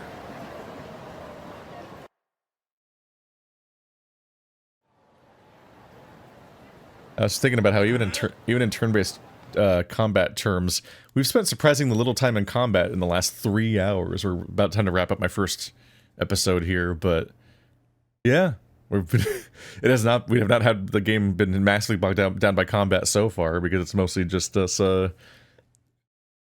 hanging out and doing the story. But we're still in like the linear intro, I guess, so it's might be for a bit longer. Where'd he go? Hit up the other families. Don't let them out of Kamaroo. I guess they had the text auto proceeding because they tried to sync up the scenes with the timing of it, because they're all animated. That was a close one, huh? But it feels weird to just sit there and wait for the text to move. Maybe I will. Champion District. There's a sight for sore eyes. It's a long... See, it's a weird wait. Huh? Aren't you Ichi? Huh? It's the old lady.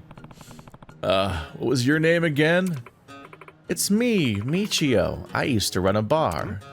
Huh? Michio? It's been such a long time, Ichi. Oh man, finally a familiar face. Ew, back off. Huh? You reek of smoke, Ichi. I do? Oh yeah, I guess. I was just at a tobacco shop. Wait, don't you smoke yourself? Get out of here, I gave up drinking and smoking ages ago. What? Moonshine Michio went cold sober? Must have been around the time when you went to prison. I ended up getting pretty sick. It was either I quit drinking and smoking or let him send me to an early grave. So I went cold turkey on both of them. Damn, that's a hard commitment. But yeah, 18 years, that probably would have been a time skip all the way from an era when smoking was common to an era where everyone pretty much stopped.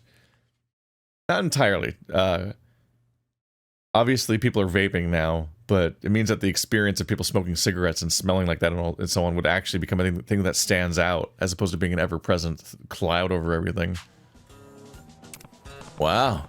Really turned it around. I'm practically a health nut now. No alcohol, tobacco, or additives, and I'm eating better too. I'm trying to up my water intake too. Do you know only 70% of your body's made of water? Even knowing that, most people don't drink nearly enough water. If you don't get some quality water in your... Michio. You've interrupted me. I have to start over now. Maybe you could ease up on the water trivia and tell me a bit about Kamaroo. What happened with the Tojo clan and Arakawa-san while I was gone? I don't know the first thing about it. But your bar was pretty popular with the Tojo clan guys, wasn't it? My bar is a health food cafe now. When I banned smoking and drinking, I lost that type of customer. I don't know what the Yakuza are up to, and I couldn't care less about people who don't treat their bodies like temples. Oh. But if you're so curious, why not track down Ushio? Ushio? Remember?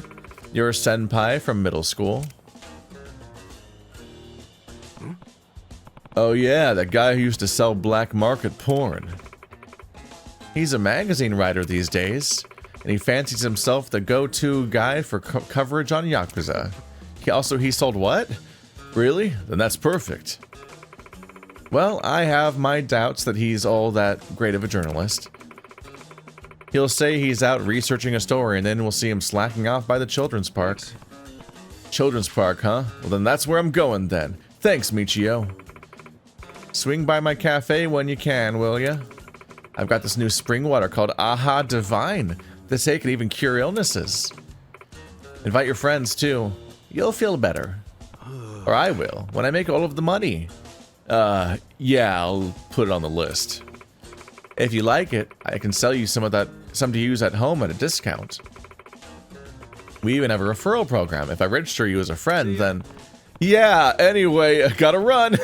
Glad to see you saying fit. So see you around. Hey, wait.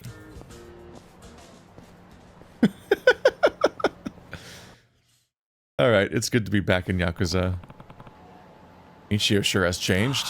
I'm glad she's doing well, but it's kind of sad, too. Well, maybe I can find Ushio at the children's park. May as well check it out. What's sad about it? She's obviously doing better than being a drunk. I guess, like, she's doing... It's just sad because you've missed everything, I guess? I mean, that part makes sense, obviously. I guess you can just preemptively see the side campaigns this one's gonna have, because they always have those part-time hero and dragon cart. The part-time hero might just be you getting constant phone calls about random encounters, like they did in the other games. That got old in 6. It was kind of annoying, actually. Anyway, next episode, maybe I'll gain party members or something. See you then.